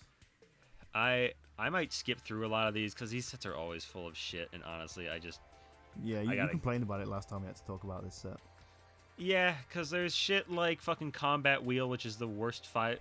It's the last 5D synchro to need printing, and it's the worst card ever. Code Hack sucks. Transaction Rollback is a normal trap that pays half your life points to copy a normal trap, and the opponent's graveyard effect is the same. Drastic Draw is a normal spell that locks you to Cyburst, banishes all monsters you control, at least 2, and then draws 3 cards. It's really interesting, but it relies on you already putting bodies on the field. And then there's the Ashoka Pillar cards, which are just supposed to burn the opponent. It's bad. There's a Junk Warrior alt art. I'm sorry, but all these are like not only not interesting, but they're just fucking bad. But what is interesting and fun is Earthbound, baby. This is another thing I was waiting for because this is an interesting deck. Earthbound, baby. Yeah, Earthbound Prisoner Groundkeeper is a level 1 Dark Fiend tuner, and on summon can special a level 5 or lower Earthbound monster from deck or graveyard, borrowing the vanilla from fucking 1999, and then Synchro and Fusion locks you. Earthbound monsters you control cannot be destroyed by battle or card effects while there's a card in the field zone. Okay. I'm going to read the full thing just so we can get the full context of this archetype. Okay, Earthbound Prisoner Stone Sweeper is a level 5 Dark Fiend, and if there is a card in the field zone, you can special list. You can discard it to add a level 3 or lower Fiend tuner, but Fusion Synchro lock. Jack Atlas moment. And we'll get to him, don't you worry. Earthbound Prisoner Line Walker is a level 3 Dark Fiend tuner. On summon, it can add either Earthbound Prisoner or Harmonic Synchro Fusion from deck or graveyard to hand. If you control a level 6 or higher Earthbound monster, you can banish it from graveyard, then target an opponent's effect monster special summon from the extra deck, shuffle it into the deck, then the opponent can special a monster with the same name from their extra deck? It's bizarre, but I guess it has some applications. But you can see that the 3 main decks are all kind of like good consistency boosters that do some other nice stuff. Like, Groundkeeper can summon out Prisoner, or fucking Line Walker. I mean, Groundkeeper can summon out Stone Sweeper or Line Walker. Stone Sweeper can grab Groundkeeper or Line Walker. There's fun stuff you can do here. Earthbound Servant Geo Kraken is a level 8 Dark Fiend Fusion and needs 2 Earthbounds. On summon, it grabs a field spell from deck or graveyard. If a monster is special summoned from the opponent's extra deck, you can destroy as many of their monsters special summoned this turn as possible, and if you do, burn them for 800 for each one. It's pretty decent, honestly.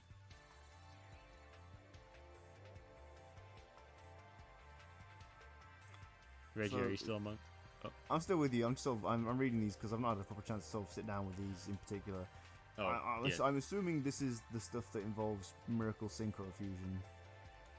Hold on. I think it's actually. It's one of the cards. It's called like Harmonic Synchro Fusion. Harmonic Synchro Fusion is its own thing, honestly. Is it? Yeah. But I'll just read them out all for you. Earthbound Servant Geogracia is a level 10 Dark Fiend Fusion and needs an Earthbound Fusion and an Earthbound Synchro and must be Fusion summoned. At the start of the damage step, if this card battles, you can change the opponent's stats to 0. If an opponent's monster is destroyed, you can destroy all cards they control. If it leaves the field by your opponent, you can special an Earthbound from extra deck or deck. This is hilarious. Just fuck your opponent right the fuck up. No protection, but who cares? Slap their shit silly. Fuck your field. I'm a fucking fiend. I was gonna say squid, but that's the other one. Earthbound Servant Geo Kremlin is a level 6 Dark Fiend and needs a Dark Tuner. During the main phase, as a quick effect, you can target an opponent's monster, and they either let you destroy it or you gain life points equal to its attack. Right? During the battle phase, you can quick effect Fusion summon an Earthbound by banishing from hand, field, and or graveyard. First effect is fucking retarded, but the second effect actually plays into Gracia really nicely. So you like run over some shit, and then during the battle phase, you just go into Gracia. It's good. Earthbound Servant Geo Griffin is a level 8 Dark Fiend Synchro and needs a Dark Tuner. As a quick effect, you can special an Earthbound from graveyard and Fusion Synchro lock. If it's destroyed by the opponent, you can pop a card on the field and inflict 300 damage to the opponent for each Earthbound with different names you control and in graveyard. It's nice to extend mostly, and you can use it to create tribute material for the Immortals. Lamau.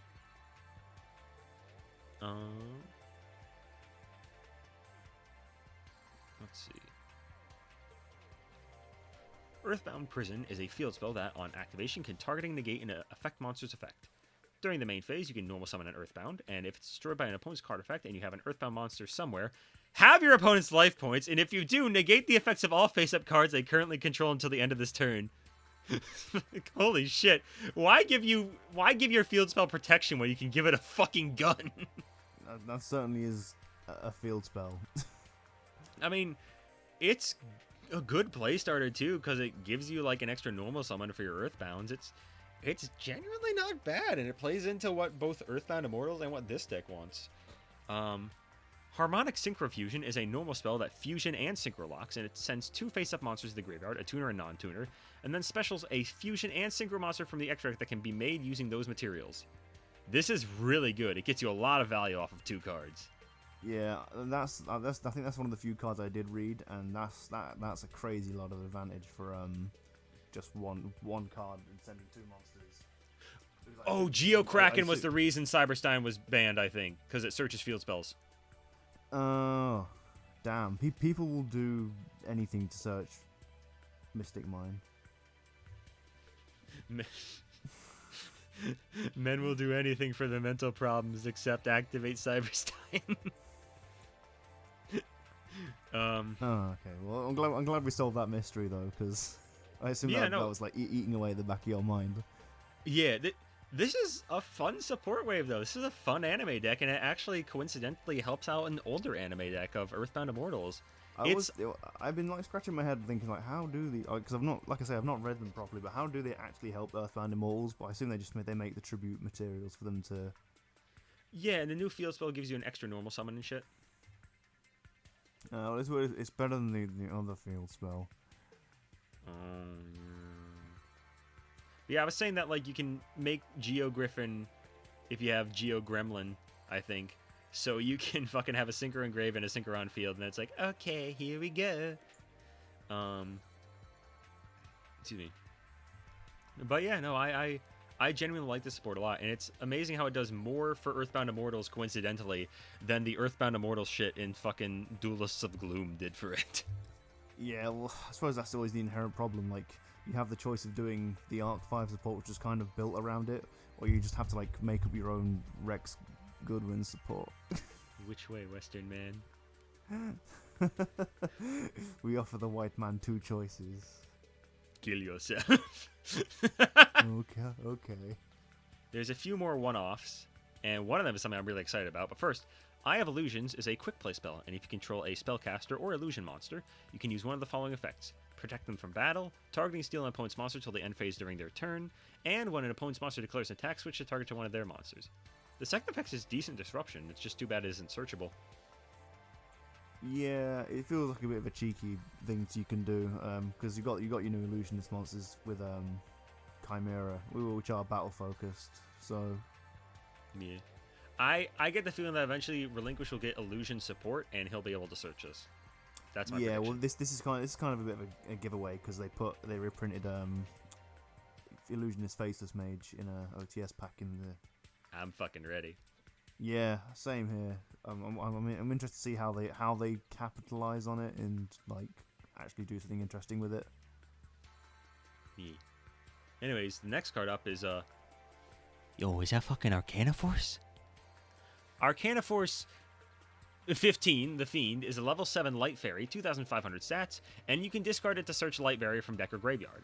On summon, Heads, when it attacks, it allows it targeting Pop a monster on the field and burns controller for 500, and Tails, when an attack is declared with it, nuke all monsters. Surprisingly, both effects are pretty good. Hey, Sartorius, it's me, the devil. It's me, the devil! Yeah, no, it's cool that Arcana Force finally got a good card. That's crazy, man. I know. I'm looking forward to one day hopefully getting to the fucking Legendary Duelist Light set. She wishes. I do. That would make me happy. I love Arcana Force. There's Armored Xyz, which is a normal spell from the anime. That's bad. I don't care. Phoenix Gearblade is an equip that can go to a warrior or fire, gives a 300 attack, and if it attacks at the end of the damage step, you can set it to graveyard to give all of your fire warriors a second attack. If sent to graveyard or banished to activate a monster effect, you can recur it. This pairs nicely with Phoenix Gearfried. Nice card.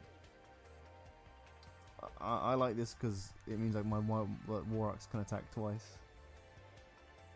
Fuck you, I don't like it now. It's a shame they've all got hard once per turns on their battle effects.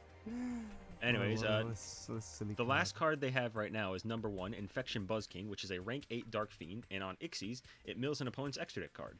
You can detach material from it to pop a card your opponent controls and burn for half its attack. During the standby phase, you can attach a card from the opponent's graveyard to it as a material. It's decent. All the fake numbers have been weirdly good. Yeah, they've fixed a lot of the problems with it, especially as well some of the monsters that surround it. Aren't these ones related to the mosquitoes? Is it mosquitoes? No, it was used by Heartland in the anime. Oh, okay. Who am I And then thinking he of the died. mosquitoes? You're thinking of number 2. Okay, so that's the last fake number, right?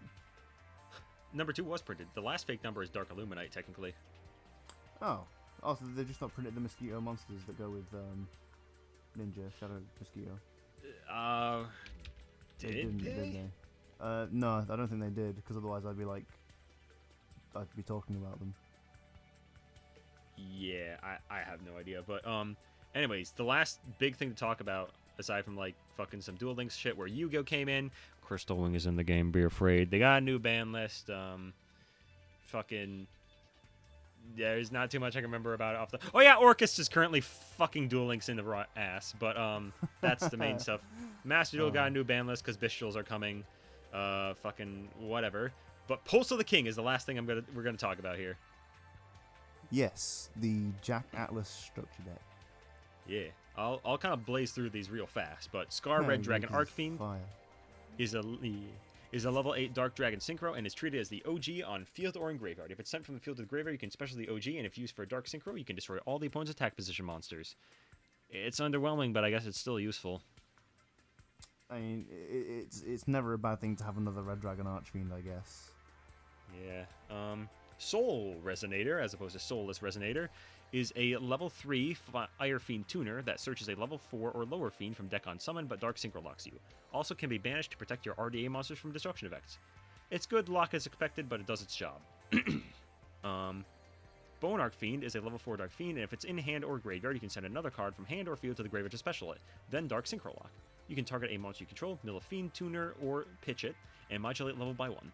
Super good card, gives you follow-up and starts your plays. It's neat. Vision Resonator is a level 2 Fiend Tuner, a cute Fortune Lady ref, Carly and Jack kiss, and can special itself if a level 5 or higher Dark is on the field. If sent to graveyard, search a back row that mentions RDA. It's neat, although there isn't a lot good to search with it. And speaking of, the two things that you might want to search are Scar Red Zone, which is a continuous trap that when the opponent activates a card or effect, if you have an RDA like, you can target and pop a card. You can also special a Banished Dark Dragon. It works with Nova, and the first effect is neat. And their last card is Absolute Power Force, which is a quick play spell that gives an RDA you control 1000 attack when it battles, turns it into an Ancient Gear, gives it piercing, and it doubles all battle damage it does until the end of the damage step. This is a decent OTK tool, but like the deck didn't have trouble killing things. And that's the structure deck so far. Yeah, it's going to be pretty good. It's nice to have. It's alright, I reprints think. Of all the Red Dragon cards, it'll come with a full suite of synchros at least. Is there anything in the deck that's like particularly hard to get hold of? I have no idea, and we don't have the TCG list right now anyways. But like the last few things there are just some random BGM cards like Burning Dragon, Terminal Offering, Three-Eyed Ghost, which can search the Wicked Gods, Rose Papillon, which sucks, Mystic Potato, and Sky Striker Ace Camellia, which is also good, but I'm not going to read it out of spite, and also because I want to go get food. Oh, you also forgot to mention that the Pulse of the King deck comes with a vanilla monster that has 3000 attack and 2500 defense. And it's Jack Atlas. It is. He's stronger than Blue Eyes. It's true.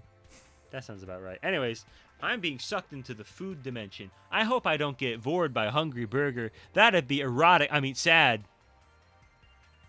7 ultra rares. Come on.